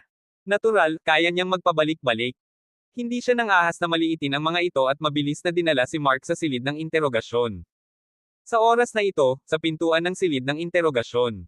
Tumingin ang abogado kay Lito na may masamang tingin at mayabang na sinabi, Bata, dapat mong malaman kung ano ang gusto ni President Fay. Hanggat pumayag ka, magiging maayos ang lahat. Pero kung matigas ang ulo mo, papapasukin kita sa kulungan. Tumawa si Lito. Sino ka sa tingin mo? Ikaw ang may final say dito. Ang abogado ay sinabi ng masama, para sabihin sa iyo ang totoo, kahit ang direktor dito ay kailangang bigyan kami ng mukha ni Mr. Fay. Nang matapos siyang magsalita, isang galit na boses ang dumating. Kalokohan. Sa unang pagkakataon sa buhay ni Peter Shaw, nanumpa siya sa publiko. Mabilis siyang humakbang at tumingin sa abogado na may hindi magandang ekspresyon. Ngumisi siya at sinabing, You finally have something. I have never intended to give him face. Ikaw ay. Namutla ang mukha ng abogado. Hindi niya akalain na nandito ang direktor. Ngumiti siya ng alanganin. Kumusta, direktor? Ang aming Presidente Fay. Hahawag ka ngang magsalita ng walang kwenta. Alam ko na kung anong nangyari. Ang mura lang ng tingin ng amo mo. Ngayon bumalik na siya sa sinabi niya at dinadala ang mga gangster sa construction site para manggulo. Seryoso ang sinabi ni Peter. Sinabi niya sa malamig na mukha, ang iyong pag-uugali ay lumabag sa batas at regulasyon. Higit pa, ang iyong mga salita ngayon ay pinaghihinalaang paninirang puri sa gobyerno, Little Ben. Tumango si Ben, agad na lumakad pasulong, at sinabi sa abogado, Mr. Fu, mangyaring sumama sa akin. Napakahina ng mga paa ng paglalakad na halos hindi na siya makatayo. Siya ay kinaladkad ni Ben. Mr. Argel, I'm so sorry sa ginawa kong kasalanan sa iyo. Paumanhin ni Peter Shaw. Ikinaway ni Lito ang kanyang kamay. Wala lang. Nakikipagtulungan lang ako sa investigasyon. Tsaka hindi naman masama ang ugali mo. Habang nagsasalita siya, sinadya niyang sumulyap kay Mara Jean. Noon lamang napagtanto ni Mara na nagkamali siya kay Lito. Agad siyang nakaramdam ng kaunting paghingi ng tawad. Sa sandaling ito, ang mapanuksong tingin ni Lito ay naging sanhi ng pamumula ng kanyang mukha dahil sa kahihiyan. Pagkatapos nito, personal na pinaponte ni Peter si Lito sa himpilan ng pulisya at nagpaalam sa kanya ng nakangiti. Alam na alam ni Lito na lahat ito ay para sa kapakanan ni Mark. Hoy! Lumapit ang isang magandang figure. Ito ay walang iba kundi si Mara Jean. Anong meron? Anong problema, officer? Bahagyang ngumiti si Lito. Kinulong ni Mara ang kanyang mga labi. I'm sorry sa nangyari kanina. Kabanata 479. Si Lito ay naglabas ng isang piraso ng papel at panulat mula sa kanyang bulsa na para bang siya ay nagsasagawa ng mahika at mabilis na nagsulat ng isang race eta. Tingnan mo nga lang ang kutis mo. Masyadong malakas ang moisture sa katawan mo. Ayon dito, kung pupunta ka sa lokal na pharmacy para kumuha ng gamot, gagamutin mo sa loob ng 3 beses sa isang araw at 1 linggo para gumaling ka. Sabi ni Lito. Natigilan si Mara saglit. Siya ay nasa mahinang espirito kamakailan at nagpatingin sa tradisyonal na gamot. Ito ay talagang mahalumigmig. Ngayon mo lang ba ako tinatitigan dahil dito? Bigla niyang naintindihan. Napangiti si Lito at sarkastikong sinabi, ano sa palagay mo? Akala ko. Ibinaba ni Mara ang kanyang ulo at nahihiyang magpatuloy. Sige, alis na ako. Si Lito ay masyadong tamad na magsalita ng walang kaparerekon. Direkta niyang inilagay ang race eta sa kanyang mga kamay at tumalikod para sumakay sa sasakyan ni Mark. Habang pinapanood ang sasakyang papalayo, may kakaibang pakiramdam si Mara sa kanyang puso. Naramdaman ni Lito na hindi siya katulad ng iba. Sa kotse, inabot ni Mark ang isang leather paper bag kay Lito. Ito ang impormasyon ng taong gusto mong protektahan. It is set for 2 months. Bubuksan na sana ito ni Lito nang biglang pinindot ni Mark ang kamay niya. Medyo kakaiba ang ekspresyon niya. Ito, buksan mo sa kabisera. I treat kita ng tsaa. Palaging nararamdaman ni Lito na ang mga mata ni Mark ay medyo tuso, ngunit hindi niya ito masyadong inisip. Ito ay para lamang protektahan ang isang tao. Hindi ito mahirap. Pumunta sila sa isang sikat na tea house, umorder ng maliit na box, at nagkwentuhan sandali. By the way, Master Chin, kilala mo ba kung sino si Mr. Fei this time? Tanong ni Lito. Kung tatanungin niya ang pulis, tiyak na ayaw ibunyag ng kabilang partido. Gayunpaman, iba si Mark. Kung gusto niyang malaman, makakarating siya sa ilalim nito gamit ang isang tawag sa telepono. Ngumiti si Mark at sinabing, ano? Gusto mo bang turuan siya ng leksyon? Hindi mo kailangang gawin ito. Gagawin ko ito para sa iyo. Umiling si Lito. No need. Let me do it. After all, it's my business. It's not appropriate for you to make a move. Naisip ito ni Mark at pumayag. Pagkatapos ay tumawag siya sa telepono at hindi nagtagal ay nakuha ang sagot. Felipe Fey, tatandaan ko ito. Ang mga sulok ng bibig ni Lito ay gumulong sa isang malamig na ngiti. Nang makita ni Mark ang kanyang ekspresyon, hindi mapigilan ni Mark na makiramay sa mag-ama. Lito, huwag kang masyadong lumayo. Turuan mo lang siya ng leksyon. Alam ni Mark na kung gusto ni Lito na patayin, hindi niya siya mapipigilan kahit na kumuha siya ng 100 bodyguard. Malamig na ngumiti si Lito. Huwag kang mag-alala, alam ko ang ginagawa ko. Saglit na nagkwentuhan ang dalawa. Halos madilim na, kaya nagpaalam na sila sa isa't isa. Sa oras na ito, sa opisina, ibinaba ni Felipe Fey ang telepono at sinabing may malungkot na mukha, saan galing ang lalaking iyon. Kahit ang mga pulis ay sumusuporta sa kanya. Umupo si Junjun sa sofa kasama ang isang magandang babae na nakaupo sa kanyang kondangan. Ang magandang babae ay pumulupot sa kanyang sarili na parang isang water snake. Dahil iyon ang kaso, Dad, mas mabuting humanap ka ng papatay sa kanya. Habang nagsasalita siya ay nag-gesture pa siya sa kanyang lalamunan. Tumanggaw si Felipe at kumunat ang noo. Kailangan kong mag-isip ng paraan para malaman ang kinaroroonan ng munting bastos na iyon. Sa sandaling ito, ang mga ilaw sa silid ay biglang namatay at nahulog sa kadiliman. Ah! Ang magandang babae ay sumigaw at lumapit sa mga bisig ni Felipe. Sumigaw siya, Young Master Fei, takot na takot ako. Sina Junjun at Felipe ay labis ding naguguluhan. Ito ang sentro ng lungsod, at ang supply ng kuryente ay napakatatag. Ito ay hindi kailanman pinutol. Ano ang nangyayari? Habang sila ay naguguluhan pa ay biglang bumukas muli ang mga ilaw. Nagpakawala ng mahabang hininga si Junjun at ngumiti ng nakakaloko sa magandang babae sa kanyang mga bisig. Munting bagay, tingnan mo kung gaano ka natatakot. Gayunpaman, si Felipe, na nakaupo sa tapat niya, ay biglang pinaikit ang kanyang mga mata at tumitig sa likod ni Junjun. Sino ka? Napatitig siya sa taong biglang sumulpat na puno ng takot ang mukha. Dad, what's wrong with you? Heavily guarded ang company natin. How could someone break in? Nakangiting sabi ni Junjun. Subconsciously, lumingon siya at nagulat nang makita niya Lito na nakatayo sa likuran niya. Sino ka? Paano ka nakapasok? Sumando si Lito sa isang haligi, pinag-cross ang kanyang mga braso sa kanyang dibdib, at nakangiting sinabi, ako ang taong hinahanap mo. Ikaw si Lito. Hindi makapaniwalang sigaw ni Junjun. Congratulations, you got it right. You're rewarded. Tumawa si Lito at itinaas ang kanyang kamay para sampilan si Junjun. Si Junjun ay namuhay ng komportable mula pa noong siya ay bata pa. Siya ay palaging nakikita bilang isang tao na hindi kailanman namali ng ganito. Agad siyang napahagulgol sa galit at tumalikod para tumayo. Ngunit sa oras na ito, bigla niyang napagtanto sa takot na hindi siya makagalaw. Hindi lang siya, pati si Felipe, napagtanto din na nawala ng malay ang kanyang katawan at hindi na makagalaw. Boy, how dare you hit me? I promise you won't live to see tomorrow. Malahas na nagmura si Junjun. Tumawa si Lito at lumapit sa kanya. Itinaas niya ang kanyang kamay at binigyan siya ng isa pang sampal. Fu! Nagluwa si Junjun ng isang subo ng dugo at ilang ngipin. Napakasimple lang ng layunin ng pagbisita ko ngayon. I'm warning you not to covet that piece of land again. Walang pakialam na sabi ni Lito. Anak, nananaginip ka talaga. Kailangan naming makuha ang kapirasong lupang iyon. Mabangis na nagmura si Junjun. Oh, talaga. Bahagyang ngumiti si Lito, biglang hinawakan ang binti ni Junjun, at hinatak ito. Basag. May malutong na tunog ng pagbitak ng buto. Ang kanyang guya ay agad na na-dislocate, at isang halatang hugis ng buto ang lumitaw sa kanyang tuhod. Ah! Nagpakawala ng malungkot na alulong si Junjun. Sa sobrang sakit ay halos lumuwa ang mata niya. Tumigil ka. Huwag mong hawakan ang anak ko.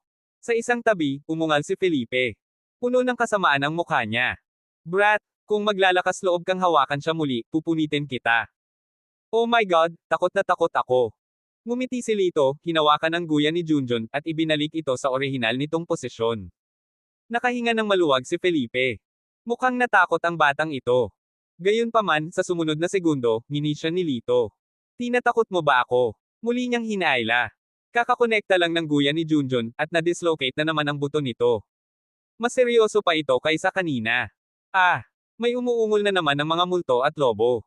Si Junjun ay nasa sobrang sakit na ang kanyang mga mata ay napuno ng luha. Nagulat din ang magandang babaeng nakaupo sa kanyang kondongen sa tagpong ito. Napasigaw siya, hinawakan ng ulo at nagtago sa isang tabi. Lubhang madilim ang mukha ni Felipe. Tumingin siya kay Lito at gusto niyang kainin siya. Ikaw. Sa sandaling sinabi niya ang isang salita, muling ikinonekta ni Lito ang guya ni Junjun. President Faye, narito ako ng buong katapatan upang makipag-ayos sa iyo. Mangyaring mag-isip ng 2 beses bago ka magsalita para sa kapakanan ng iyong anak. Nakangiting sabi ni Lito, ngunit medyo nakakatakot ang kanyang ngiti. Dad, promise him. Mamamatay na ako. Ang mukha ni Junjun ay mapatla at ang kanyang pawis ay bumubuhos na parang ulan. Kung gagawin niya ulit iyon, mas gugustuhin niyang mamatay. Medyo nag-alinlangan si Felipe. Kung tutuusin, ang kapirasong lupa ay talagang isang tipak ng taba. Hindi niya ito gustong ibigay. Habang siya ay nag-aalangan, may isa pang malutong na tunog ng pagbitak ng mga buto. Pinunit muli ni Lito ang guya ni Junjun at ibinalik muli. Mahigit 10 beses niya itong ginawa. Umalangaw-ngaw sa buong gusali ang malakas na sigaw ni Junjun. Sa kasamaang palad, napakaganda ng sound insulation sa opisina kaya hindi ito marinig ng mga security guard sa labas. Sa huli, inilibot niya ang kanyang mga mata at nahimatay. Malamig na tumawa si Lito. President Faye, kapag nabali na naman ang paa niya, hindi na makakadugtong. Habang buhay na siyang baldado. Nang marinig ito, namutla ang mukha ni Felipe. Sige, ipinapangako ko sa iyo, ibigay mo ang kapirasong lupang iyon. Wala siyang choice kundi ang sumuko. Binitawan ni Lito ang binti ni Junjun at casual na ngumiti. Sana tuparin mo ang pangako mo. Pagkatapos noon, handa na siyang umalis. Tinitigan ng masama ni Felipe si Lito at nagmura sa kanyang puso, maghintay ka lang, kailangan kong. O siya nga pala, wag mo akong subukang gawin. Huminto si Lito sa kanyang kinatatayuan at tumalikod na may panunuya. If you dare to have any more bad intentions, I will not be so polite next time. Hintayin mo na lang na paalisan ng lalaking maputi ang buhok. Tila nakita ni Lito ang iniisip ni Felipe. Sinulyapan niya ito, pumunta sa bintana, at tumalon pababa. Napatulala si Felipe. Ito ang ika-15 palapag. Hindi niya napigilan ang pagpawisan ng malamig. Tila hindi sinasadyang na-provoke niya ang isang hindi pangkaraniwang tao. Bigla niyang naalala na isang batang bayani ang nagpakita sa Ningyo kamakailan. Lahat ng big shots ay tinawag siyang Young Master. Master Lito. Lito Argel. Pwede bang? Sa sobrang takot ay muntik na siyang mapasigaw. No wonder walang magawa sa kanya ang Land Bureau at ang police station. Si Felipe, na orihinal na puno ng sama ng loob, ay napakaswerte sa sandaling ito. Kung si Lito talaga ang maalamat na Diyos ng massacre na pumatay kay Byron Wu sa isang galaw, magiging kasing dali ng Pai na patayin siya at si Junjun. Hindi nagtagal at basang-basa na ng malamig na pawis ang kanyang damit. Hindi pa banggitin ang kapirasong lupa na iyon, kapag narinig niya ang pangalang Lito sa hinaharap, kailangan niyang lumihis. Lumabas si Lito sa kumpanya ni Felipe at nakatanggap ng tawag mula kay Elder Yi. Lito, gustong i-treat ka ng ilang kaibigan sa Ning City sa isang pagkain. May oras ka ba? Alam ni Lito na ang mga taong matatawag na kaibigan ni Elder Yi ay tiyak na big shot sa Ning Province. Paumanhin, aalis ako bukas ng Ningyo. Natatakot ako na wala akong oras upang pumunta. Casual na tumanggi si Lito. Aalis ka ba sa Ning Province? Medyo nagulat si Elder Yi, ngunit sa parehong oras, mapait siyang ngumiti sa kanyang puso. Sa buong Ning Province, marahil si Lito lang ang tatanggi sa ganitong uri ng hapunan. Kung sino pa man, siguradong makukontento sila. Tumanggo si Lito. Tama. Bukas na ako aalis. May mga pribadong bagay na aasikasuhin sa kabisera. Nang marinig na ito ay isang pribadong bagay, hindi na nagtanong pa si Elder Yi. Pagkatapos makipagpalitan ng ilang salita, ibinaba na niya ang telepono. Sa sandaling ibinaba ni Elder Yi ang kanyang mobile phone, biglang lumitaw si Mim. Lolo, ngayon lang ba kayo nag-usap ni Lito? Aalis ba siya ng Ning Province? Tumanggo si Elder Yi. Ito ay tungkol sa ilang mga pribadong gawain. Oh, si Mim ay mukhang kalmado, ngunit siya ay medyo nabigo. Nang maisip niya kung paano niya ito nataman sa Mount Song, nakaramdam siya ng kaunting panghihinayang. Bagamat siya ay nagalit sa oras na iyon, pagkatapos pag-isipan ito ng mabuti, napagtanto niyang sinaktan siya ni Lito dahil gusto niyang protektahan siya. Hihingi ba ako ng tawad? Nakaramdam ng kaunting awkward si Mim, at namula ang kanyang magandang mukha. Siya ay lubos na nagkakasalungatan, at pagkatapos ay tumawag siya sa telepono kay Joan Leng. Sa kabilang panig, tinawagan ni Lito si Mila at hiniling sa kanya na mag-book ng tiket sa tren papuntang Jingcheng City. Ang galing mo talaga. Laking gulat ni Mila. Sinundan siya nito sa istasyon ng pulis at hinanap siya kung saan-saan. Pagbalik niya sa himpilan ng pulisya, nabalitaan niyang okay na si Lito. Ma'am, napag-usapan na ang panig ni Felipe. Kailangan mo lang tumutok sa proyekto. Tumanggo si Mila. Kinagat ni Mila ang kanyang mga labi at hindi napigil ang sabihin, Lito, hindi nakita nakikita. Anong mali? Medyo nalito si Lito at hindi maintindihan ang ibig niyang sabihin. Wala naman. Si Mila ay isang malakas na babae, syempre, hindi niya ipahahayag ang kanyang paghanga kay Lito. Sa sandaling ito, tumunog ang cellphone ni Lito. Si Joan iyon. Medyo nagulat siya. Akala niya ay galit pa rin si Joan, ngunit hindi niya inaasahan na magkukusa itong tawagan siya. Joan, hindi ka na ba galit? Sinagot niya ang telepono at sinabing may nakakalokong ngiti. Ngumuso si Joan. Umalis ka na dito. Pagkatapos noon ay ibinaba na niya ang telepono. Ang kulit naman ng binibini. Medyo natahimik si Lito, ngunit sinunod pa rin niya ang sinabi nito at pumunta sa flower park. Pagdating niya sa gate ng parke, nakita niya ang pulang sasakyan ni Joan. Bumaba si Joan sa kotse, at hindi napigilan ni Lito na sumipol. Nakasuot siya ng masikip na damit na kulay ube, at kitang-kita ang kanyang magandang figure. Sa kanyang kahangahangang mukha at malamig na ugali, madali para sa mga lalaki na magkaroon ng pagnanais na sakupin siya. Sundan mo ako. Malamig niyang sabi, tumalikod, at naglakad pasulong na nakapilipit ang maliit na baywang. Sa gabi, ang parke ay sarado.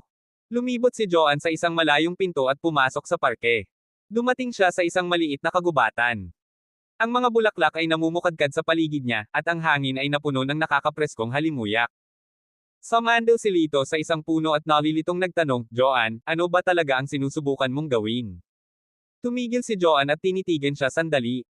Pagkatapos ay lumapit siya sa kanya, iniunat ang isang piraso ng puting nyebe na braso, at ikinawit ito sa kanyang leeg. Gusto kita. Kumapit siya sa tenga ni Lito, humihinga na parang orchid. Malabo ang tono niya. Bago pa makapag-react si Lito, hinalikan siya ng kanyang malamig at malambot na labi. Kabanata 480.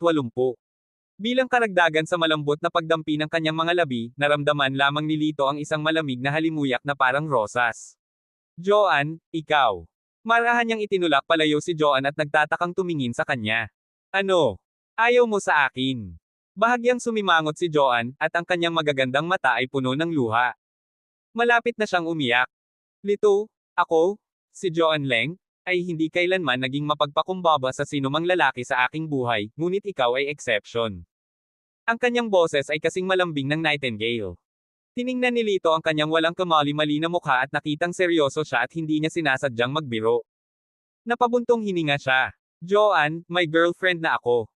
Isinasaalang-alang ang mapagmataas na karakter ni Joanne, hindi niya pinapayagan ang kanyang sarili na makibahagi sa mga lalaki sa ibang mga babae. Wala akong pakialam. Biglang nagtaas ng boses si Joanne at napaluha. Alam kong hindi ka mortal. Bagamat ako ang tinaguriang young lady ng pamilya Leng, isa lang akong ordinaryong tao. Wala lang iyon sa iyo. Ayokong mapasakin ka, pero... Sa pagsasalita nito, bahagyang namula siya, kinagat ang kanyang matambok na labi, at ulong. I want to be your woman. Dati iniiwasan kita, pero ngayon kailangan kong harapin ang sarili kong puso. Itinaas niya ang kanyang ulo at tumingin kay Lito, ang kanyang mga mata ay kasing liwanag ng mga bituin sa kalangitan sa gabi. Lito, mahal kita. Pagkatapos noon, napaluha siya at isinubsob ang sarili sa mga bisig ni Lito. Natigilan si Lito.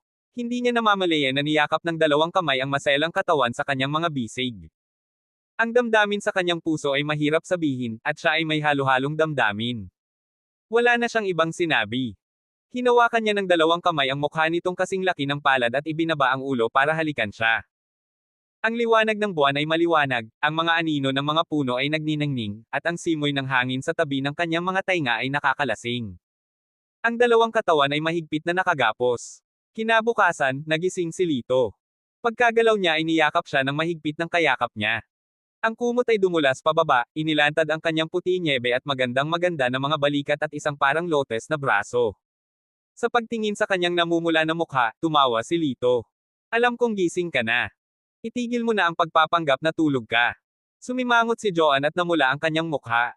Ibinuka niya ang kanyang bibig at kinagat ang braso ni Lito. Nakakainis. Sinulyapan niya ito, at mas nahihiya ang tono nito. Dahil kakagising pa lang niya ay medyo paos at sexy na ang boses niya.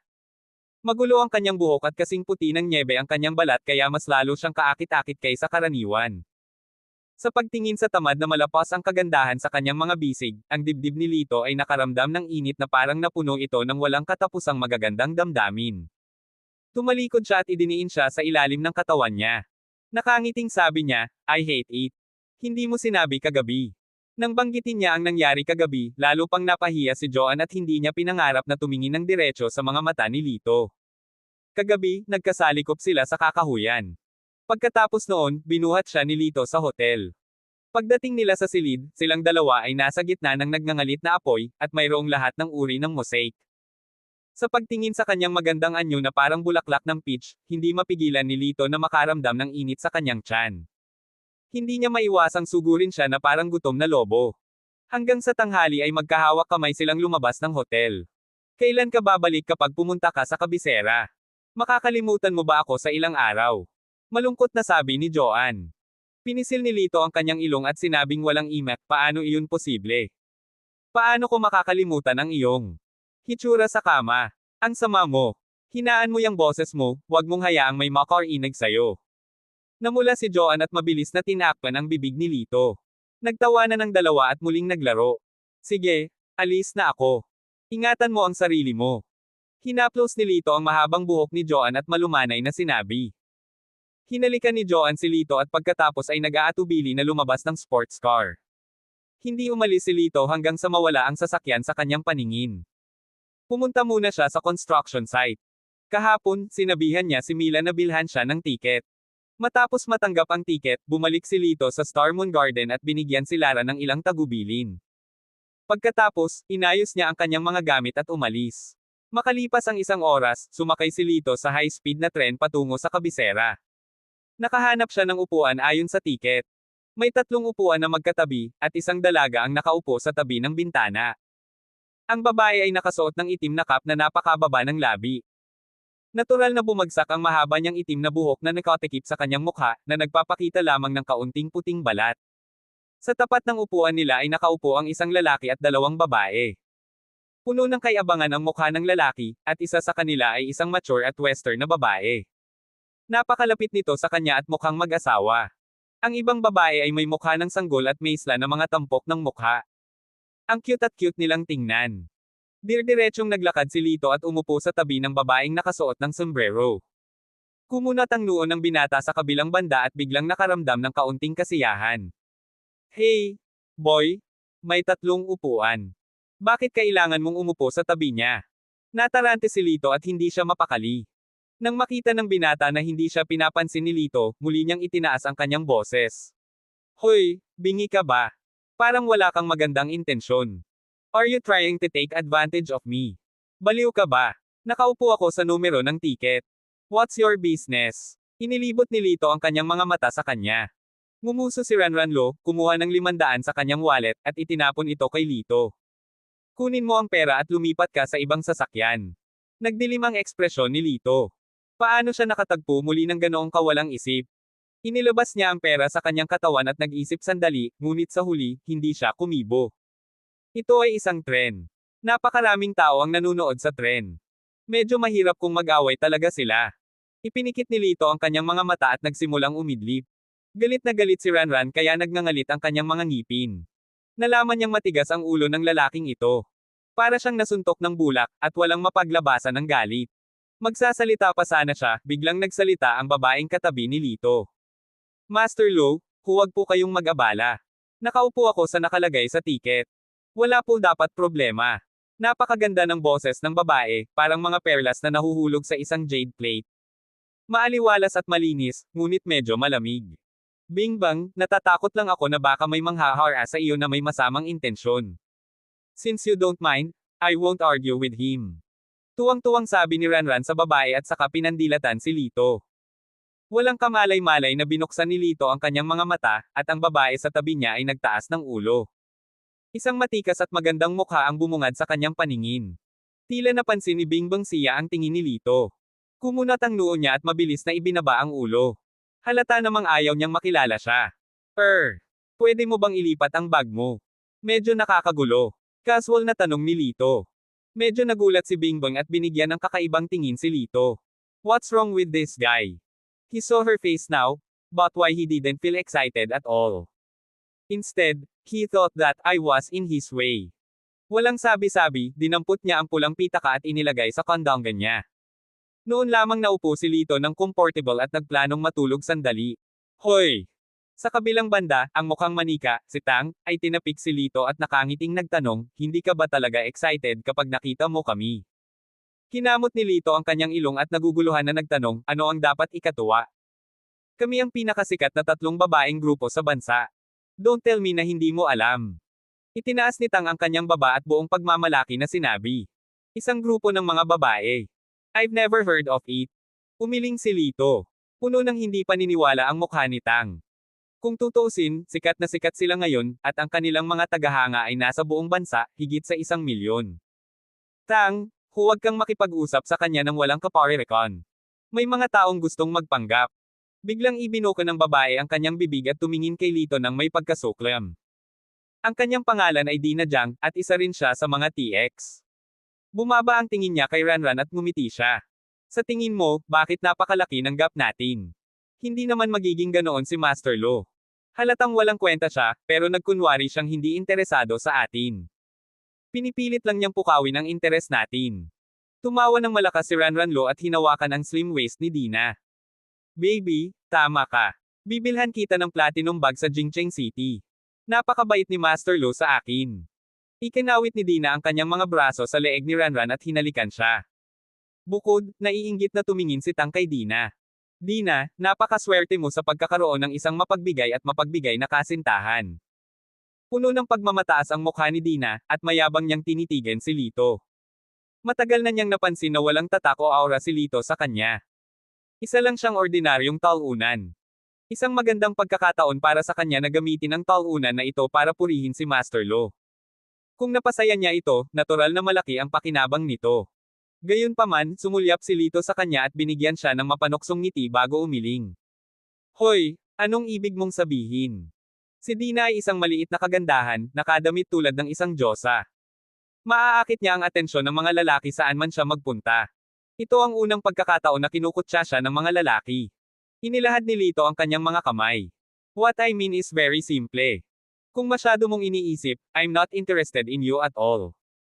As for the reason, mas simple pa, dahil sayo. Pangit. Kinagat niya ang salitang, freak, ng napakalinaw. Lalong lumakas ang boses niya, at pinagtitinginan siya ng mga tao sa paligid niya. Ano? Ikaw? Sinasabi mong pangit ako. Bulag ka ba? Galit na galit si Dina na nanginginig at nabaluktot ang mukha. Ngumiti si Lito at patuloy na idinagdag, isang babae sa iyong antas, kahit na siya ang magkusa na umakyat sa aking kama, hindi ko siya titignan. Kaya, huwag maging narcissistic. Siya ay ganap na hindi exaggerating. Kung ikukumpara kay Joanne, ang imahe ng babaeng ito ay kalahati ng Milky Way realm, isang lupa at isang langit. Maging si Bingbang, na naka-headphone at nakikinig ng musika, ay narinig ang mga salita ni Lito at hindi maiwasang mapatingin sa kanya. Gayunpaman, isang tingin lang niya at saka tumingin sa labas ng bintana, hindi pinapansin ang iba. Galit na galit si Dina kaya tinuro niya si Lito na may mabangis na mukha. You call me big sister. I'm only 20 years old this year. Tumawa si Lito at tinitigan siya. 20 years old. At least 28 years old ka na. Bahagyang nagbago ang mukha ni Dina. Para sa kapakanan ng pagiging pula, binago niya ang kanyang edad. Siya ay 28 taong gulang sa taong ito. Natatakot siya na kung magpapatuloy ito, wala nang sasabihin pa si Lito. Mabilis niyang hinawakan ang kamay ni Ranran at sinabing may kalokohan, "Oh, Master Lo, binubuli ako ng taong ito." Napatingin si Ranran kay Lito. Sa simula, hindi niya gusto si Lito at nagpa siya na hiyain siya. Pupunta ka rin ba sa kabisera? Tinanong niya si Lito, na nagpapanggap na magalang. Tumango si Lito. Ngumiti si Ranran. Mukhang wala kang trabaho ah. Sa Jingcheng City ka ba magtatrabaho? Walang sinabi si Lito, kaya kinuha ito ni Ranran bilang isang lihim na kasunduan. He smiled and said, "Well, you can come to my company to work. I'll arrange a position for you for your education background." Nagtapos ako ng elementarya, mahinahong sabi ni Lito. Ha! Tumawa si Ranran. Graduating ka lang ng elementarya. Kuya, niloloko mo ba ako? Aside, si Dina ay tumawa din ng mapang-uyam. Illiterate ka pala.